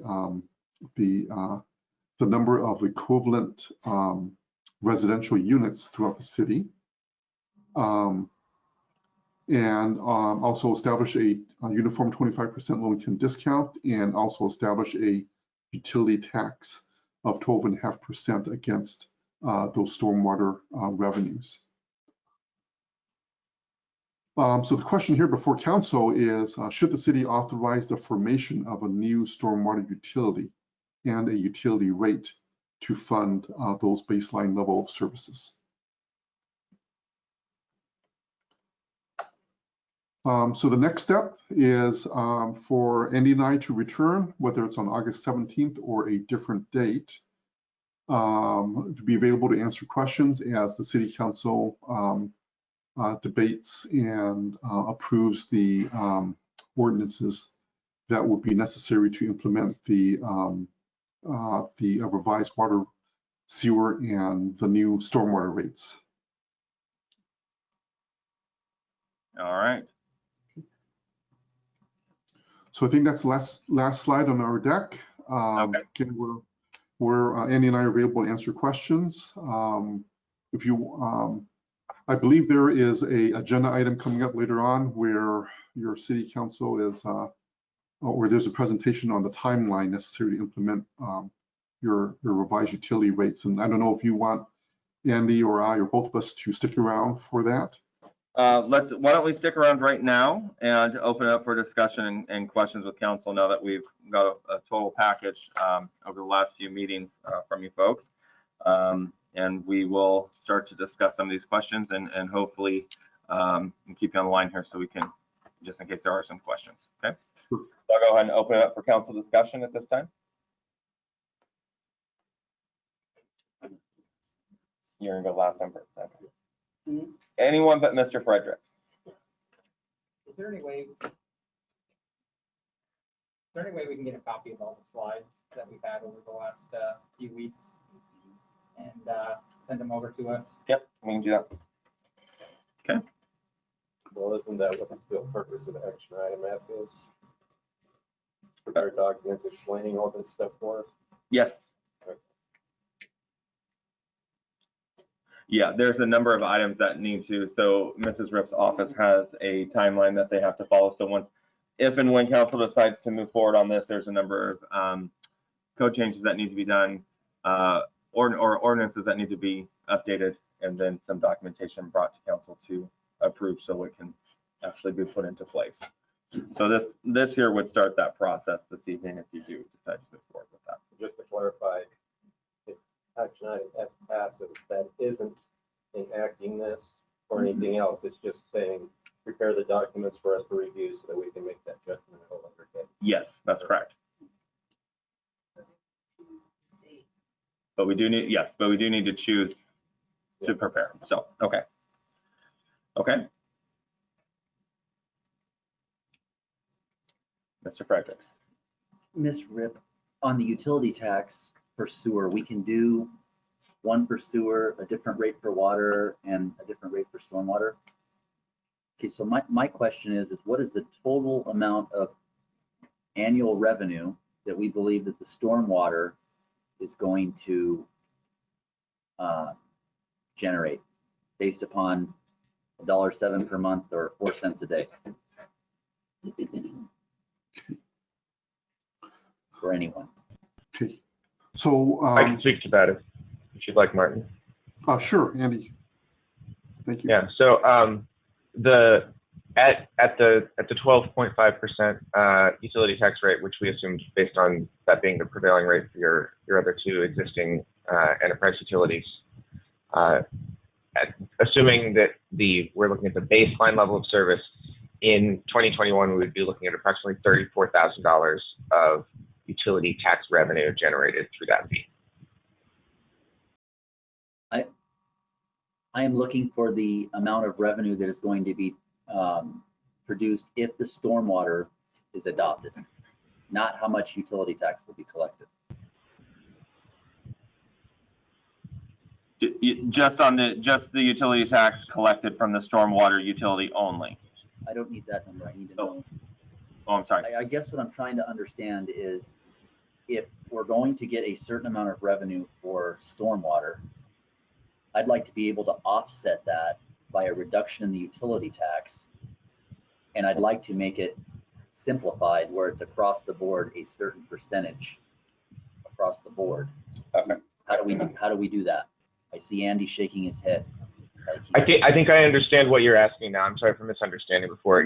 If I could repeat back to you just to make sure that I do understand it.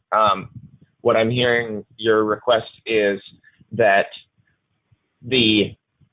applying the utility tax to the if adopted new stormwater utility would generate approximately $34,000 if it's at the 12.5% level. And you're suggesting looking at the totality of utility tax revenue that is currently generated plus that 34,000 and adjusting down from 12.5% such that this stormwater formation doesn't represent a windfall for the general fund. Is that what you're looking for? Well, a portion of the street fund is the general fund. So we're taking money out of the general fund and we're putting it in the street fund, which funds, in essence, stormwater. Is that, Ms. Ripp is shaking her head, yes. So what I'm trying to understand is if we're spending $60,000 today on stormwater, and we're going to be collecting, you know, $40,000 a year on stormwater going forward, in my mind, there should be a reduction to offset that increase on the utility tax across the board, so that I don't want to increase two buckets here, I guess is what I'm saying. We're increasing a bucket for the stormwater, and we're also going to increase the total collection on the utility tax. It would seem to me, since we're already taking that money from the general fund to fund that portion of streets, there should be an offset on the utility tax. Yeah, this is Martin. Yes, I think I understand what your question is, Councilman.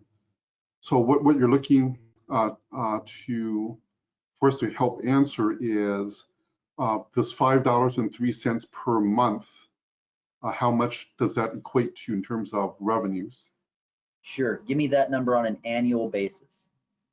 Yes, and then what that equates to in terms of an equivalent reduction to the city general fund utility tax. Correct, because we're already putting money out of the general fund into streets to fund stormwater currently. We're going to increase the revenue from a stormwater. I don't want to double dip. It doesn't seem appropriate to me. Right. Okay. Understood. Let us perform a calculation, and we will email the answer to Tracy and the mayor to share with you. Ms. Coleman, go ahead. So I just want to make sure that council is fully clear and understands that when you talk about a utility tax, we're talking about water, sewer, and roads, right? Sure. Okay, so, and when we're talking about these three utilities that are being presented in front of us at council tonight, we're talking about stormwater, we're talking about sewer, and we're talking about water. The only thing that comes out of the general fund that we're talking about is the stormwater, and that comes out of our current street fund, which comes out of the general fund. So when you talk about reducing the overall utility tax because we want to offset it with a stormwater tax, you are talking about reducing the overall utility tax, which would be water and or sewer, or the overall tax that we collect that we already are putting into streets. And we cannot mix these funds, which you're very aware of. So please understand that we're talking about three different buckets of money. One bucket of money is sewer, that we're talking about anything we do to that utility tax could only be done to sewer. The other bucket of money we're talking about is water, and anything we do to this water can only be used for water. It can't go across the board for any other utility. And then we're also talking about stormwater. And while we're talking about adding a stormwater, it's so we don't have to take either as much funds from the general fund to put into streets to pay for stormwater. So let's say, for instance, our streets are at $100,000 a year. They're not, but let's say they are at $100,000 a year. And we have this now storm utility tax. I think what you're trying to say, council member, is that if I have $100,000 in my street fund that comes out of the general fund, and then I want to take this utility tax now for stormwater, and I'm getting $40,000 a year, what you're saying is that I should only then get $60,000 a year from the general fund for my street fund. That would be the offset. But what we're saying is that that is not a good decision to make if you want to improve on the city's overall streets. We are already short in the general fund to be able to fund our streets and our stormwater. So by offsetting it and saying, well, now that we won't give you $100,000 a year for streets, we're going to drop it to $60,000 because now you have a stormwater utility, makes us exactly where we are now. It's just not coming out of the general fund, and it gives you an extra 40 in the general fund, which really should go into the streets. So we should keep the streets at the 100,000. We should charge, I'm talking about out loud so the citizens understand too. We should charge a storm utility, so therefore we don't take that money out of our streets and we can fix our streets, because now we have a stormwater tax that we don't have to take out of our streets. I just wanted to make sure I was very clear on the overall utility we're talking about is 3 different subjects. 2 you cannot touch for anything else, and 1 comes out of the general fund. And if it's coming out of the general fund and you reduce it, then you're just sitting whole as far as what Public Works is looking at for dollars. And so if you want to reduce your street fund out of the general fund because we're offsetting the stormwater tax now, you're not getting anywhere. You're going to be the same. So don't even do it. Just leave the same general fund going into the streets, and we'll just keep these storm utility coming out of streets like we have been for all these years. I just wanted to clarify. I don't think we know that yet until we know how much revenue is going to be generated from storm fund. You're talking about fixing streets, but we're talking about the stormwater portion only. Yes, but we've already presented that at council on what this would pay for and what we've been paying for out of our street budget in years past, because we didn't have a stormwater utility, what we would have been able to pay for and not use our street funds. We presented that in the previous council meeting. I am very aware of that, Ms. Coleman. I do not have that data in front of me, because if I did, I'd have to have a 3-ring binder that is probably 8 feet tall. So I do not have that information in front of me. What I'm asking for is to have an understanding of what are our current stormwater costs, how much revenue do we anticipate collecting, and I'd like those numbers so I can make an informed decision before I say that this is what we're going to do for the citizens of Woodland. And what we can do is we can resend that to you, council member, because those current stormwater costs that we have had, we presented, and you'll be able to see that in the previous, and I'll make sure that when we send out these slides that we just reiterate, here's the current stormwater costs, so you can see that. So you can see it specifically, and you don't have to search through the mounds of paperwork. Thank you.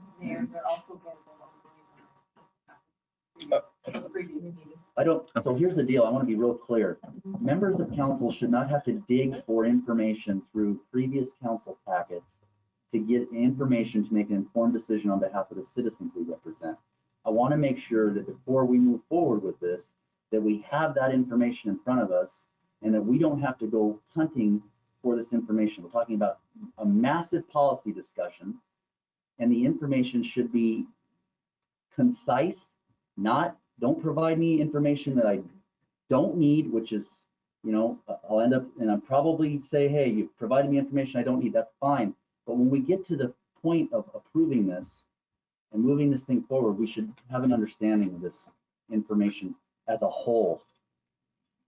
That's all I'm saying, because we're talking about a significant increase. If you look at everything that is being presented here, and you better darn sure understand the impact that that's going to have on the low-income folks in this community, the middle class, and the rich in this community. That needs to be understood by every single one of us before we make this policy decision. That's all I'm saying.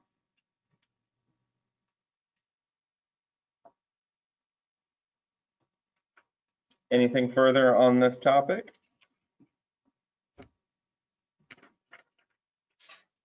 So the answer to these 3 questions, is that what we're going over in the action items, or are we going to be discussing this in the workshop? Let me see here. What's the action item here? Well, maybe I'm reading it wrong. From what I understand from the action item, it's just authorizing staff to put paperwork together so we can fully understand everything that this is going to mean and entail, and how much we're going to acquire and how much it's going to cost, and basically A, B, and C with this whole thing. I believe so. Is that, go ahead, Mrs. Rip. Yeah. Which those rates will be discussed. Okay. But we're going over that in the action item portion. That's, yeah, we're going to authorize the staff to prepare To start those documents for us. So like questions like the one you just had, we'll have the answers right in front of us. Got Okay. it. I have no more questions. Okay. All right. Thank you, Andy and Martin. Appreciate it. We're going to does council want them to hang on until we get to the action items? Are you going to have more questions for them, do you think? No? All right. It sounds like you two can stick around if you want, or you've been released, and we will get back to you. Thank you. All right. Thanks, guys. Have a good night. You too. Thank you. Thank you. All right, moving on to, where are we here? Workshop number 2, resolution 724 and 725. Council asked that this item be brought back together for different wording. That's resolution 724. I'd like to address each one individually if possible. Are we gonna, before you start, Mr. Plaza, just so I understand, are members of council, are we allowed to discuss the merits of each one during this workshop? Is that?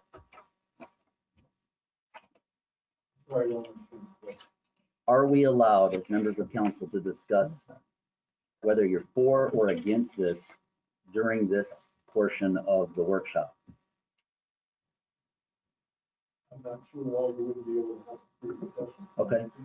I think Mr. Frederick's getting to, we're going to go into an action item for active debate. It sounds like this conversation may spark debate, and is it okay to have that debate during a workshop, or should it be saved for the action items themselves? The main thing about a workshop is a free discussion. You're not supposed to have a structure that you do under the water rules of order. So my understanding, and I may be wrong, but my understanding of the workshop is supposed to be for all free discussion. Excellent. Okay. We ready? Yeah, no, that's, yeah. Okay. Like I said just a minute ago, I would like to separate the two resolutions for discussion. We'll discuss resolution 724 first, and then bounce to 725. Since these are two separate resolutions, I don't want the two discussions to get jumbled and think that one discussion meant for one resolution is actually for the other one. So if everybody's okay with that, we can continue. In reference to resolution 724, I gave you all the resolution with some added wordage that I put in there in order to further clarify some of the wording that was in the original resolution, add some definitions to make things a little more specific, and put a clearer message out there. So if anybody has any questions. And a copy of that has been provided to the treasurer. The prior copy.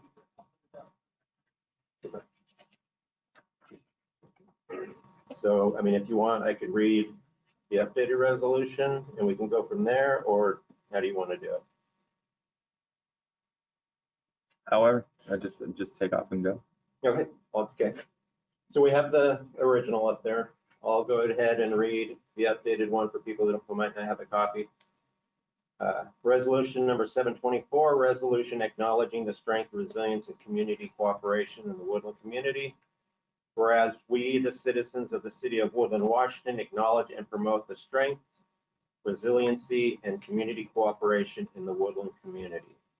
And whereas the citizens of Woodland, Washington strongly believe in and support every citizen's First Amendment right to free speech and to peacefully assemble and or protest. And whereas we, the citizens of Woodland, Washington, denounce all forms of organized hate, planned violence, and community disruption.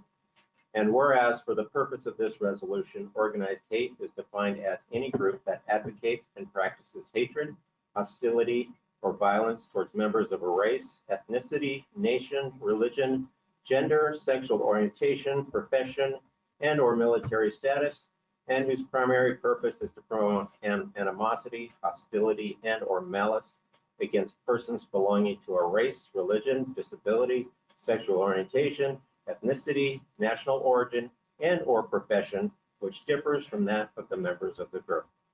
And whereas for the purpose of this resolution, planned violence is defined as any organized and coordinated use of physical force to injure, abuse, damage, or destroy, and the intentional use of physical force, either implied, threatened, or actual, against a group or community which either results in or has a high likelihood of resulting in injury, death, psychological harm, damage, and or destruction of personal or government-controlled property, or the deprivation of a citizen's right to free travel and be free from fear of harm.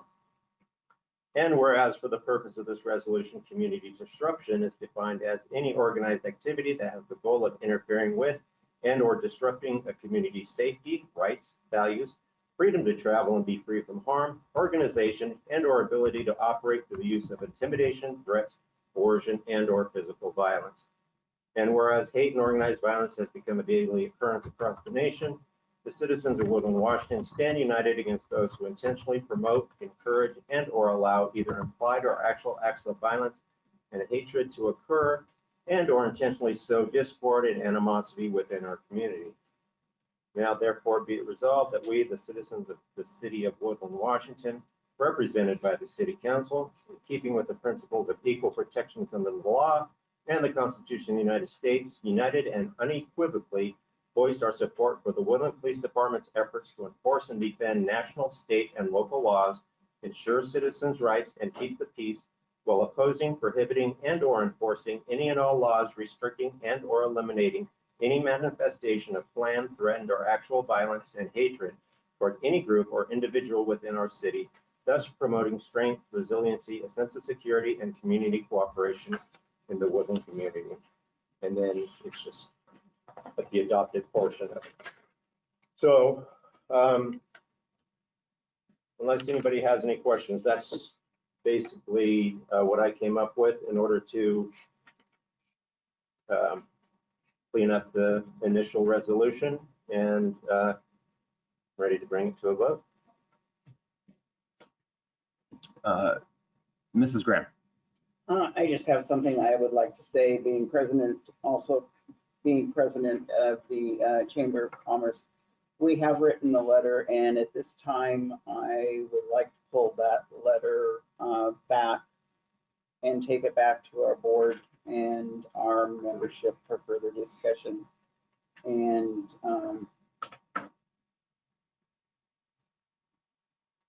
present it at a later time if we so desire to, and support. And I kind of encourage people to do it as an individual at this time for support for this. So has the Woodland Chamber taken a position on resolution number 724? You should have some, I think the email came out. That came out last week? Yeah. Came out last week via email. Okay. Because ours was written on behalf of the first resolution, and it's been kind of rechanged, and I would like to take it back at this time.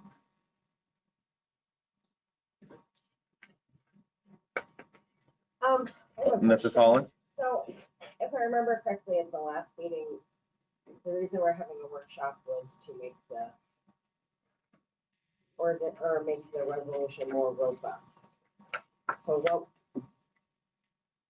it got really convoluted, and I think a lot of people were under the assumption it was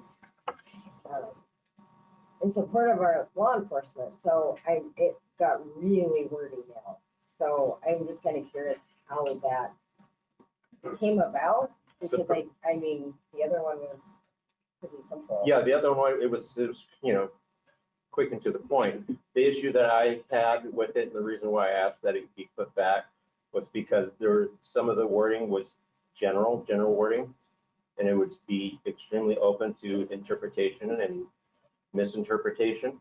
And so I felt it important, in order to clarify the intent behind it, to get more specific definitions as far as some of the wording that they had in the original one. Okay, and then, gosh, so I wanted to question the one section here, because we just had a whole lot of attention because of a previous resolution declaring us a sanctuary city to ignore state directives from the governor. And this has at the bottom, state and local laws ensure citizen rights and keep the peace while opposing, prohibiting, and or enforcing any and all laws restricting and or eliminating any manifestations of planned, threatened, or actual violence yada, yada. But so we're a couple weeks or a couple months ago, we're directing our police department to not enforce something. In this one, we're saying to enforce things. I mean, that's, Well, the difference is that there was question as far as constitutionality with the orders that were given through the governor's office. The information or the orders that he was given aren't laws, they were mandates. And the difference is that this is asking that law enforcement, in the name of doing their jobs and keeping the peace, enforce current laws that are on the books nationally, statewide, and locally. So it's not asking them, we're not asking them to go, hey, Billy's not wearing his mask, so go throw him in jail. We're asking, hey, Billy is threatening to firebomb the police department, so take care of it. There's a big difference between enforcing a current law and enforcing a mandate.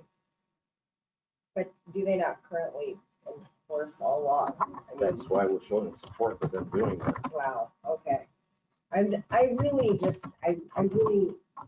appreciated the first version of the resolution because I'm always so excited when people in the community get involved. And so in that one, it's like, cool, somebody came forward, great. We've made it a convoluted thing. And then we've had tons of emails from businesses telling us how we should, which one, we're now picking sides, which one we like and which one we don't like and who we should be backing. And it's way too convoluted. This whole thing is way too convoluted for me.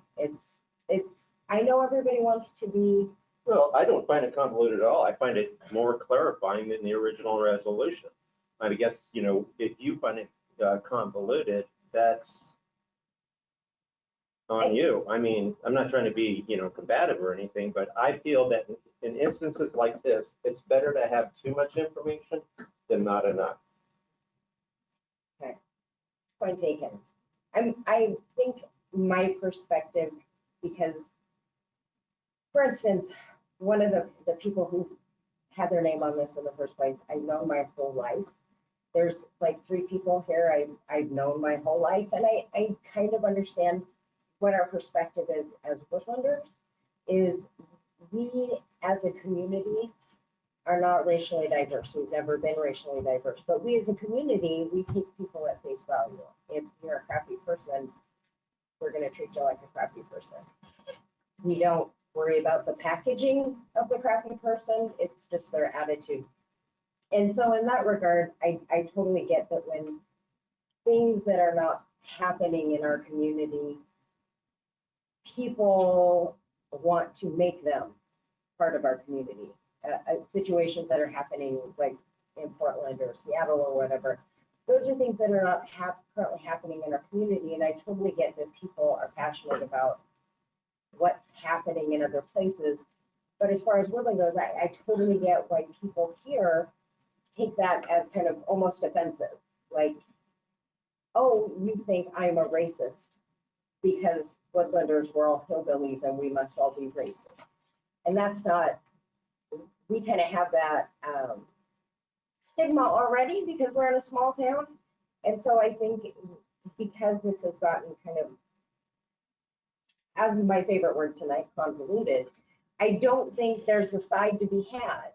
I don't think 724 and 725, they're both kind of the same things. We just, as a community, want to accept that's kind of how I'm reading it. We as a community care about everybody within our community. We don't care about your packaging. And so it's not really a law enforcement thing, it's more of a community thing, I guess, is what I'm trying to say, is because we don't, I don't know. That was kind of my train of thought. I thought way too much on this the last 2 weeks.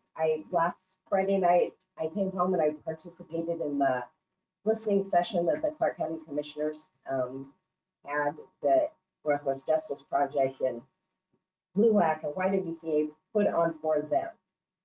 Because such a big commotion was made over one person's comment about systemic racism. And so I participated in that to see what that was about. And now we have this, and we have some really interesting emails we're getting. And then someone did resolution 725 and made a change.org petition. And the last I looked, like 50 people signed it. So how are those people any less valid than the people who spoke tonight about this other resolution? It would make me really happy if we could just mush them together and say, hey, we're cool with everybody and be done with it. Because all of these things are taking away from it's almost, I have to agree with Mr. Welch. Are we solving a problem that exists? Or do we think there's a problem, so now we've got to create a solution to it? So anyway, I know I'm not trying to fight with you. No, we're good. I kind of agree with you, Ms. Collins. It seems like now, it's like you agree with one, you can't agree with the other. I don't agree. I don't understand why you can't agree with both, right? Or disagree with both. I mean, there doesn't seem to be a problem here, but it seems like we're bringing a problem. Can we talk? Nope, I'm sorry, you can't. You had your opportunity at the beginning of the meeting. I don't understand how 724 is a problem. And I think it was made better to clarify some language that was put into the first one. I also don't believe that we should be making decisions based upon how many people signed an online petition. We make decisions on behalf of the approximately 6,500 people that live in this community, and we do so with hopefully all the facts and the data that we can, and we come to a logical conclusion. I think there are, I'll speak on 724 now. I have nothing, I think 724 makes a lot of sense. I won't speak to 725 yet because I'd like to talk about 724.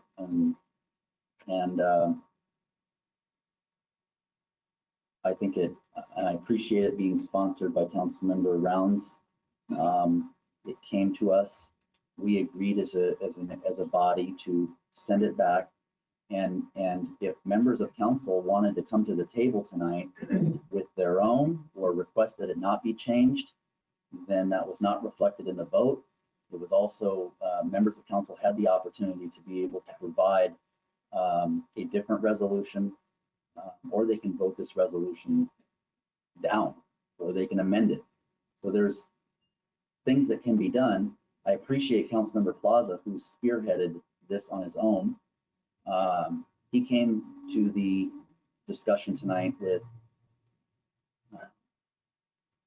prepared, and I appreciate that. And that was what was provided on the DS tonight when we got here. So I appreciate Councilmember Plaza on that.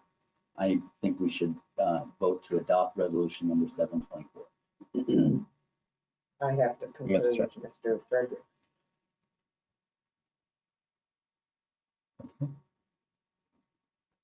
Anything further? On 724? On 724. So I'm assuming that what is in front of us is what's being asked as action item G at this moment.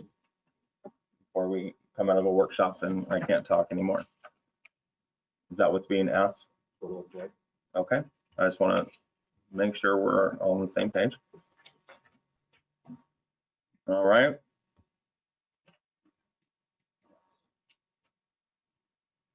Saying nothing else, 725. Well, I guess I'll go first again. My response to 725 is a little lengthy, so I wrote it down. So bear with me while I read through this. I believe everyone on the city council would agree that racism has no place in modern society. But after reading this resolution and the petition that was placed online prior to the resolution, there are numerous concerns I have regarding the intent behind it. First of all, this resolution claims that the City Council strives to ensure all feel safe and welcome in our society. While I'm sure everyone wants people to feel safe and welcome, it is not the role of council to ensure that that takes place. In fact, it would be impossible for us to do so. The City Council is the legislative body for the city. It's our role to make policy decisions and enact ordinances on behalf of the citizens, not guarantee or dictate how they feel. I have never had anyone tell me that Woodland is not a safe and welcoming community or request that city government encroach on people's private lives so they can feel safe and welcome. The author of this resolution and in its accompanying petition had specifically identified George Floyd, Manuel Ellis, Breonna Taylor, and Ahmaud Arbery as examples of the blatant systemic racism supposedly infecting our country. George Floyd was killed by a man who held a personal grudge against him, and that person is now in jail awaiting trial for murder. Manuel Ellis died according to the autopsy report from a fatally high level of methamphetamine in his system, and a lack of oxygen from being restrained was listed as a contributing factor, but it also said that he would not have died if not for the drugs in his system. Breonna Taylor was accidentally killed after her husband fired upon and shot an officer first. None of those identify in any way how race played a role in the deaths of any of those people. The only one that may have been race-related is Ahmaud Arbery, and his killers are also in jail awaiting trial for murder. Nothing in any of the specified cases show any racist motivations except, I already said that. I also find it concerning that the author decided to only list deaths of Black Americans instead of citing actual race or hate-related deaths, such as Miosotis Familia, a police officer was shot in her head while sitting in a patrol car. Corey Ali Muhammad, who went on a shooting spree, killing 4 men because, according to him, he was tired of letting things slide and he wanted to kill as many white men as he could. Or my personal friend and a man I served in the Marines with, Philip Thiessen, who was murdered when he was ran over while riding his motorcycle. When the killer asked why he killed Philip, he said he did it because he was white. Neither does it mention any of the hundreds of false hate crime reports that are generated for no reason other than to spread misinformation, increase animosity, and increase the divide between races. Furthermore, considering the author chose to have the majority of his examples be law enforcement-related deaths, that indicates that this is more of a thinly veiled accusation against law enforcement than an actual plea to address racism. The theory that police are systematically targeting Black Americans is not only untrue, but it's ridiculous. In 2019, there were 10 deaths of unarmed Black Americans killed by the police. Out of that 10, 5 officers were attacked by the suspect before they were forced to shoot him, and another 4 resulted in the officers involved being arrested. Meanwhile, in 2019, 48 officers were murdered by Black Americans. It appears that the only intentional targeting that's taking place is against law enforcement officers. The fact that the author also chose to say that it was natural to focus on law enforcement when it comes to racist tendencies belies the intent behind his resolution. This is further demonstrated by the author choosing to use a black clenched fist, a recognized symbol of the Black Lives Matter organization, as his social media logo. This organization is, according to their own website, dedicated to Black liberation and whose goal is to disrupt the Western prescribed nuclear family structure. They're also partnered with the Movement for Black Lives, which calls for the abolition of all police and prisons and calls for progressive restructuring of tax codes at the local, state, and federal levels to ensure a radical and sustainable redistribution of wealth. In short, they're unapologetically Marxist organizations and have goals that stand opposed to what makes our community and our country great. While peaceful protests are guaranteed by the Constitution, the riots, looting, sexual assaults, murders, and other criminal activities these organizations, along with Antifa, have either promoted or turned a blind eye to aren't. Unlike what's implied in this resolution, the riots no longer have any connection to perceived racism and are all about forcing a cultural and systemic shift in the threat of violence. This resolution also demands that the City of Woodland increase its diversity in the workplace, another thing this council has no control over. The city already has policies against racism and discrimination, and hiring or promoting individuals solely based on race would be a violation of those policies. The city makes hiring decisions based on who is most qualified, and has the best experience for the position in order to serve the citizens in a manner they deserve. Making hiring and promotion decisions based only on the color of a person's skin is the definition of racism. While I agree that we must condemn racism in any form, highlighting only one aspect of this resolution does, and falsely accusing our law enforcement officers, who I personally know are not racist, is not the way to rally a community and address the issue. I'm also concerned why the author, a Caucasian male, felt he could appropriate the symbol of a Black liberation organization and speak on behalf of minorities. I would think that if there was a large racism problem in our community, one of the people who it directly affected would have taken the initiative and addressed it. Also, considering that the author made a social media post stating good riddance in regard to the death of Herman Cain, a Black businessman, writer, and presidential candidate, it would appear that the only Black deaths that matter are the ones that align in beliefs with his and can be exploited to slander the police or further an agenda. I have no doubt that, like any other community in every country in the world, there are racist people living here. However, it is not the role of the council to play thought police and create ordinances or laws that force people to think or act in a certain way. Due to the fact there are already policies that address racism and discrimination, laws that prohibit discrimination in the workplace, and the knowledge that the vast majority of Woodland citizens are not racist and are actually welcoming to people from all walks of life and of every color, I see no substantial point in passing this resolution, especially considering the intent behind it has the possibility of increasing division and resentment. As Steve Parker, the president of the Center for Urban Renewal and Education, said, most Americans are cordial to their neighbors, work hand in hand across racial lines, and just want to be left alone. Division, resentment, and efforts to disrupt our lives and principles have no place in our community, and because of that, I will be voting no on this resolution. That's all I got to say about that. Bravo.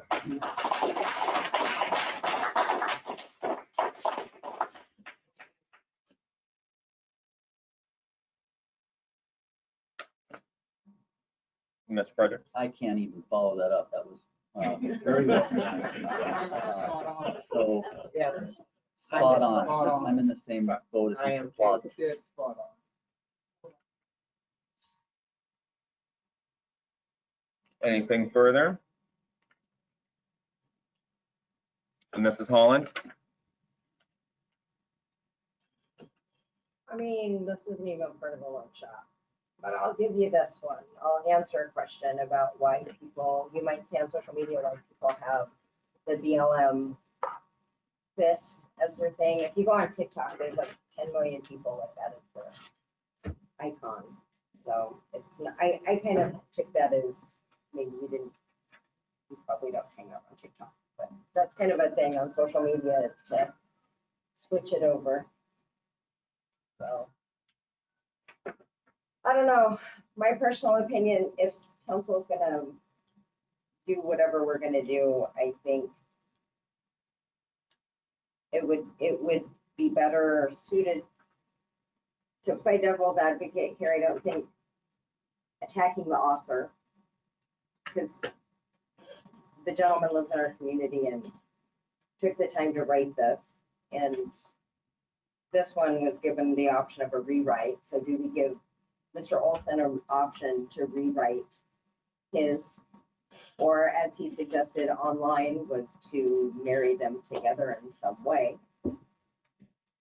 But I know this is like a really hotbed thing that we're going to be in the media again for, which that's what the word counts about. But I mean, me personally, I just think I'd like to, just like the last one, I would like to move forward so we can focus on things that are actually the rest of this. Like raise it.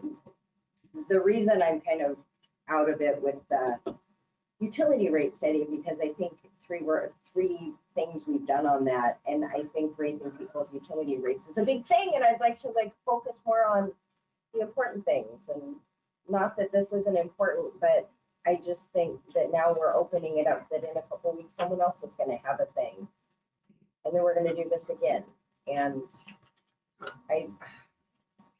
it's wrecked me for 2 weeks over this. It has totally wrecked me since the last meeting. to imply that if you don't support this, you don't support law enforcement, when I think, I mean, I've made it very clear over, what, 4 or 5 years, my support of the police department. What I would like to see, totally off topic, is I would like to see all of that support during the budget cycle. That's what I would like to see. These are cool and all, but that's where it really matters. So, anywho, I'm gonna shut up now before I say something I'm gonna get myself in trouble with. I think Mr. Olson also suggested maybe trying to make it more more in line with Woodland. And you know, maybe we do send this back to committee and actually reword it so it's specifically against racism, and send it out at that, you know, and make it more Woodland.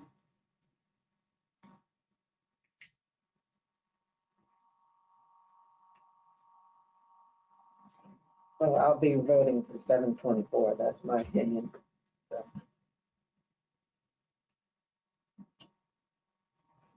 Anything further? All right, seeing nothing else, moving on to workshop item number 3, CARES Act funding. I was sent back to ask some questions. I will give you these here. It says Children's Justice and Advocacy Center. 2 and 3. So I did contact the school district. They did receive their own, again, during the presentation at the last one.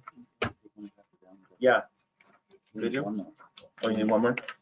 Yes. Oh, no, I'm good. We're good? Oh, for you. Okay. So I did contact the school district. As I stated during the previous presentation, I did not reach out. I was pulling things or putting things together. So they did receive their own CARES Act funding. So obviously they don't need to be considered. It doesn't sound like for assistance. Or The school district. I was instructed to contact them and find out if they had received funding, and they did. They got their own pot. So they shouldn't be considered. Well, it's up to council. But at the end of the day, I don't think that they need to be considered in the distribution of the funding. So Mr. Fredericks asked that we bring this back up as a topic of conversation and give council an opportunity to reach out to other organizations that may have suffered an impact due to COVID-19. And we did receive some information back from the Children's Justice and Advocacy Center, which is in front of you now. So I'll open it up for discussion. Council at the last workshop stated they wanted to distribute approximately $50,000 out to the community. At this point, we've got $15,000. Oh my gosh, I just lost it. Oh, I didn't bring it with me. You have about $15,000 left in funding to distribute out if you choose to do so. You took action at the last meeting for, gosh, I'm trying to remember now. Is that taking school back or? I can't remember either. 20,000. Those are already. Oh, those were. So we had a couple thousand for the media thing. Did you? Okay. And then we had, I think, 1,000 or something for drinks or. Wasn't there $20,000? Yeah, I thought so. Ms. Coleman, how much? Yes, Ms. Coleman, go ahead. 5, 10, 15? 15, but if you have an extra 15, I have a great plan for downtown Woodland that you guys will just jump up and down. I'm just saying, if you have extra money and nobody else is claiming it, I have a great plan for Woodland downtown revitalization for you guys to see this city. Yes, thank you. Thank you for the plug and the offer to take on more funding. So 20 assistance program, utility assistance program for $20,000, $15,000 to DWR. Everything else was pulled off the table, so that the advertising was not approved. Oh, okay. That was something that was coming back for discussion. So right now you guys are at 35 of the 50 that you wanted to. Of course, you can do more. We're 85 of 100. 50,000 for city hall. Or for city expenses overall. So we have 35,000 that we can distribute? No. No, the discussion 15 was left. 15 left. $15,000 left. Yes, to distribute. Okay, well, I'll just put this out there right now. I think we should give all 15,000 to CJAC. They do very important and incredible work helping our children who are victims of sexual abuse and helping them make their operation more effective and welcoming to the children would do nothing but help our citizens more than just about any other program would. So that's mine. All right. Mr. Fredericks. Question for Ms. Miller. On what was the total number that you provided earlier? Was it 5,000? No. 2,500. And my question is my assumption, since nobody's at the, you're not using the chamber, I'm sorry, it's not the visitor center. Thank you. Yeah. If the, you have a lower amount of labor dollar expense, don't you? Because they're not working.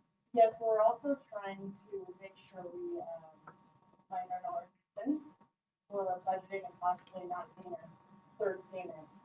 Understand. And I thought it was my understanding this was COVID related, not. Right, people impacted by COVID. Yeah. Yes.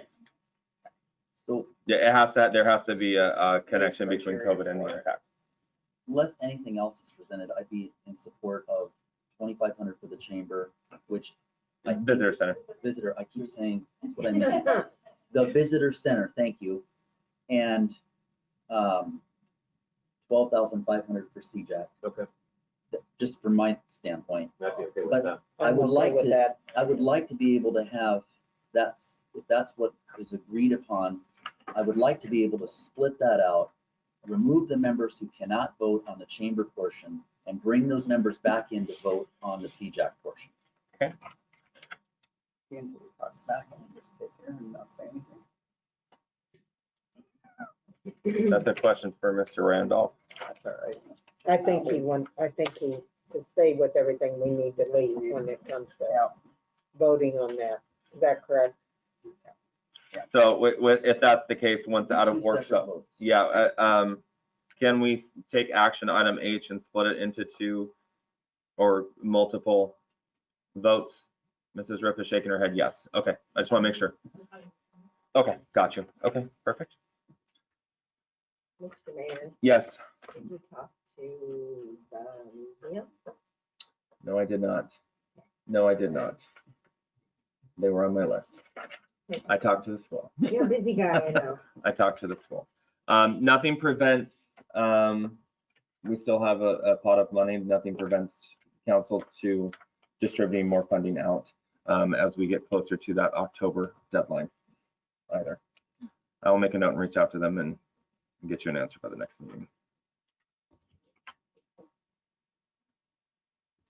Further discussion on CARES Act dollars or anything else that brought to the table for potential funding?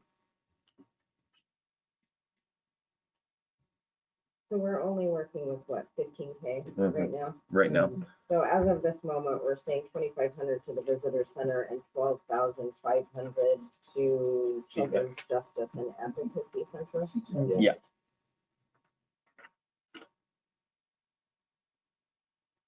But then there's money down the road that we could possibly help other places locally that were impacted by COVID, like the museum. Yes, depending on if the second wave does come, we still have about $100,000 still left in the. We banked it. Yes. And none of this changes what you wanted to do originally was looking, okay. No. No, it does not. Anything else on this topic? Good. All right, I'll write that down real quick here so I get this.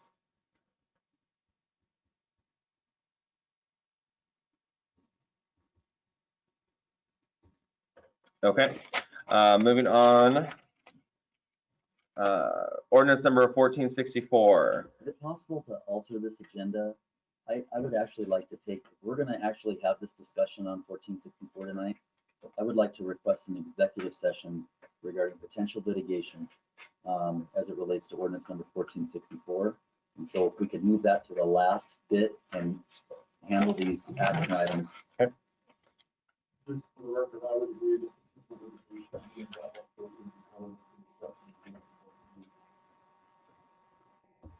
Mr. Frederick's asking the topic to be tabled until executive session. At the end of the meeting. Is there any objection to that? All right, and we will. 9:45, out of workshop. Moving on to action item F. Authorize staff to prepare documents for water sewer rate increases per the FCS utility rate study. Further authorize staff to prepare documents for the creation of a stormwater utility and bring back to August 17, 2020 council meeting for the first reading. Also set public hearing and final readings for Tuesday, September 8, 2020. Motion to approve. Second. Moved by Councilmember Smith, seconded by Councilmember Chapman. Councilmember Smith. Sounds like we discussed it and what we were after there. Sounds like it's just getting the staff to prepare it. It's not actually approving anything. Councilmember Chapman. I concur. Further discussion? Yes. So are we agreeing to prepare documents for certain percentages? For now. For now. I think as what has been proposed by FCS Group. And are you asking for an public hearing on September 8th? This is for Tuesday, September 8th. As it is reading on the agenda under section or item F. Yeah, so in the actual narrative option. Okay, I am done. Is that enough time? Okay. A further discussion? Seeing nothing else, will the clerk please take the vote on action item F?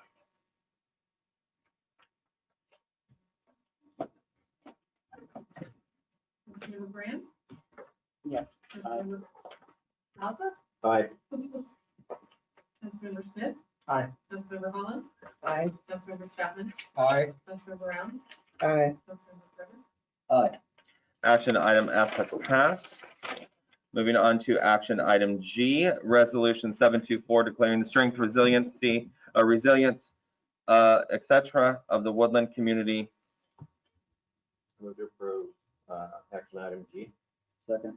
Moved by Councilmember Plaza, second by Councilmember Fredericks. Councilmember Plaza. Yeah, we went over this in the workshop and it's just time to vote. Councilmember Fredericks. Agreed. Further discussion?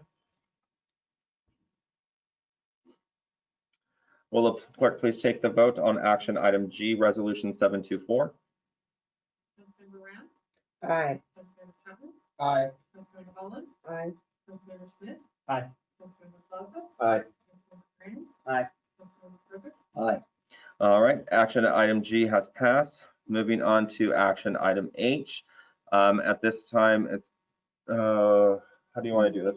You got it, okay.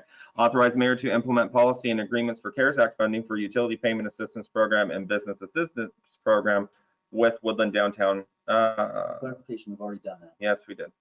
I'll make a new motion. Go ahead. Motion is to authorize mayor to implement policy and agreements for CARES Act funding for $2,500 for the visitor center and $12,500 for the Children's Justice and Advocacy Center, also known as CJAC. I'll second that. Moved by Councilmember Fredericks. No, I just stepped in. Yeah, you did. And seconded by Councilmember Chapman. Can I get an amendment? Modified. Mr. Frederick. If the seconder is willing to take it back, we should be able to fix it. Yeah, we'll take it. I'll start over. 2 seconds. Authorize the mayor to implement policy and agreements for CARES Act funding for $2,500 for the visitor center. There you go. Second.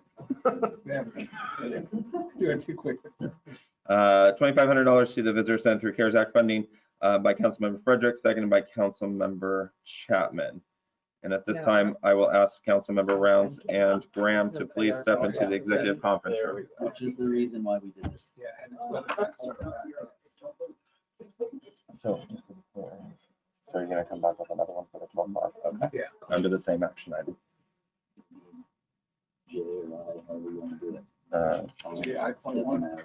We just want to drop it down here. So we put it, okay, H, I, so it's gonna be J at the end. We gotta make a motion to amend, add J. I know. The adjunct, yeah, after, yeah, we're. All right, Councilmember Fredericks. No discussion. Councilmember Chapman. No discussion. Further discussion? Seeing nothing else, will clerk please take the roll on the distribution of $2,500 to the Visitor Center?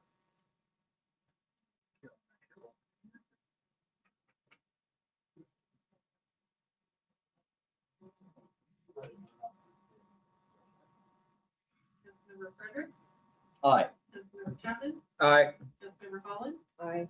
Councilmember Smith, Aye. Councilmember Clark. Aye. All right, $2,500 has been approved. Council members Rounds and Graham, can you please step back into the room? Yes, Carol, in a couple of years, come back in. Right. She was. She literally got. Oh, I'll drink it. I but can't. I just left that. Where did the water come from? Oh, is it? Oh, yeah. Ocean water.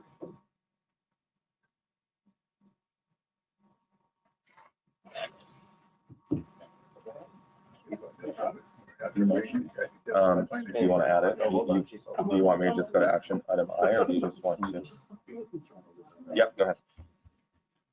I'd like to make a new motion to authorize the mayor to implement policy and agreements for CARES Act funding for the Children's Justice and Advocacy Center, also known as CJAC, in the amount of $12,500. Second. I'll give that one to Rounds. She was on it. Councilmember Frederick, and seconded by Councilmember Rounds. Councilmember Fredericks.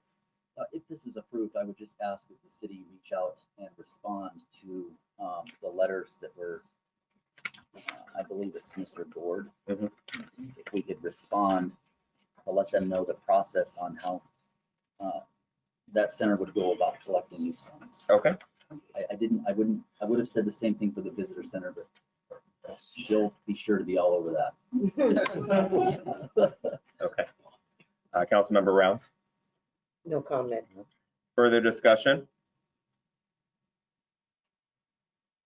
All right, will the clerk please take the vote to authorize the mayor to implement policy and agreements for CARES Act funding for, in the amount of $12,500 for the Children's Justice and Advocacy Center, also known as CJAC. Councilmember Chapman, Aye. Councilmember Holland, Aye. Councilmember Smith, Aye. Councilmember Plaza, Aye. Councilmember Graham, Aye. Councilmember Frederick, Aye. Councilmember Rounds. Aye. All right, that money will be distributed along with the instructions on how to obtain it. Moving on to action item I, resolution 725. Motion to table. Oh, I'm sorry. Eliminating systemic racism and injustice in the city of Woodland. Motion to table resolution number 725. Second. Moved by Councilmember Fredericks to table action item I, second by Councilmember Chapman. Councilmember Fredericks. No discussion. Councilmember Chapman. All right.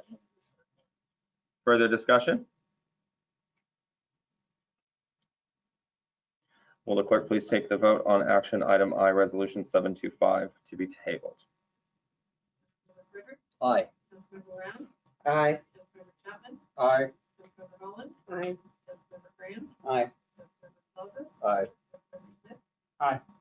All right, that item will be tabled.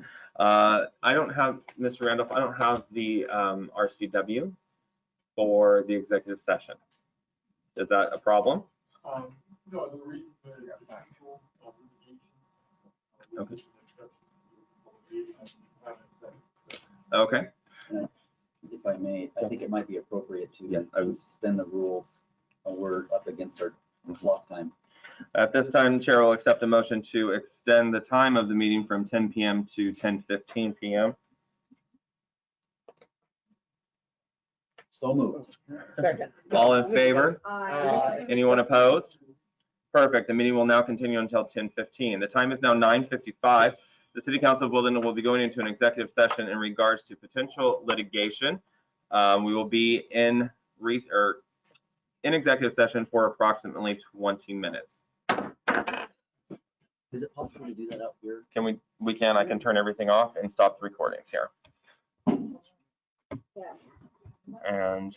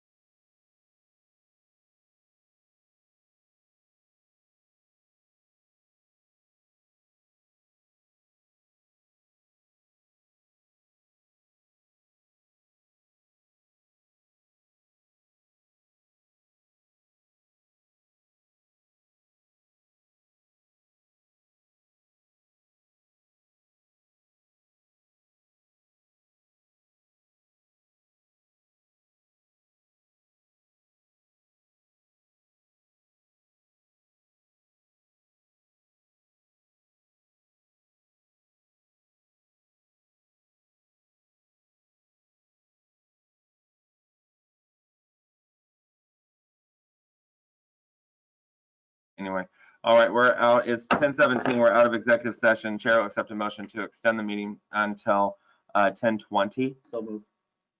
All in favor? Aye. Anyone opposed? All right, motion carries. We have 2 minutes. Okay, so we're back into a workshop here on ordinance number 1464, an ordinance providing for the retail sale of marijuana. Motion to postpone the workshop on ordinance number 1464 until the August 17th regular city council meeting. Second. Moved by Councilmember Fredericks to postpone ordinance number 1464 to August 17th. And for are you asking for a workshop then? To put this back into a workshop? Looking for some, yes. Okay, Yes. Into a workshop, and seconded by Councilmember Plaza. Councilmember Fredericks. I have no discussion. Councilmember Plaza. No comment. Further discussion? No comment. All right, seeing none, will clerk please take the vote to postpone ordinance number 1464 to August 17th into a workshop? Aye. Councilmember Brown? Aye. Councilmember Chapman? Aye. Councilmember Holland? Aye. Councilmember Smith? Aye. Councilmember Plaza? Aye. Councilmember Grant? Aye. All right, no, there's no overtime dollars. That will be postponed and brought back forward. We've come to the portion of the agenda for adjournment. Motion to adjourn. Second. Moved by Councilmember Smith, second by Councilmember Fredericks. All in favor say aye. Aye. Anyone opposed? Great. Oh, that would be 10:19. Thank you, everybody. Thank you, Miss Coleman, and thank you for eating cake during the meeting. Really, did she? Yeah, she did. You bad girl. Next time. It's so late at night. You're gonna pay for that. I already am. I already came on my sugar high. I'm going down fast. Your eyes look like this. I know. We're talking about marijuana, not doing it big. Oh shoot, we were still recording. Hold on, stop your recording.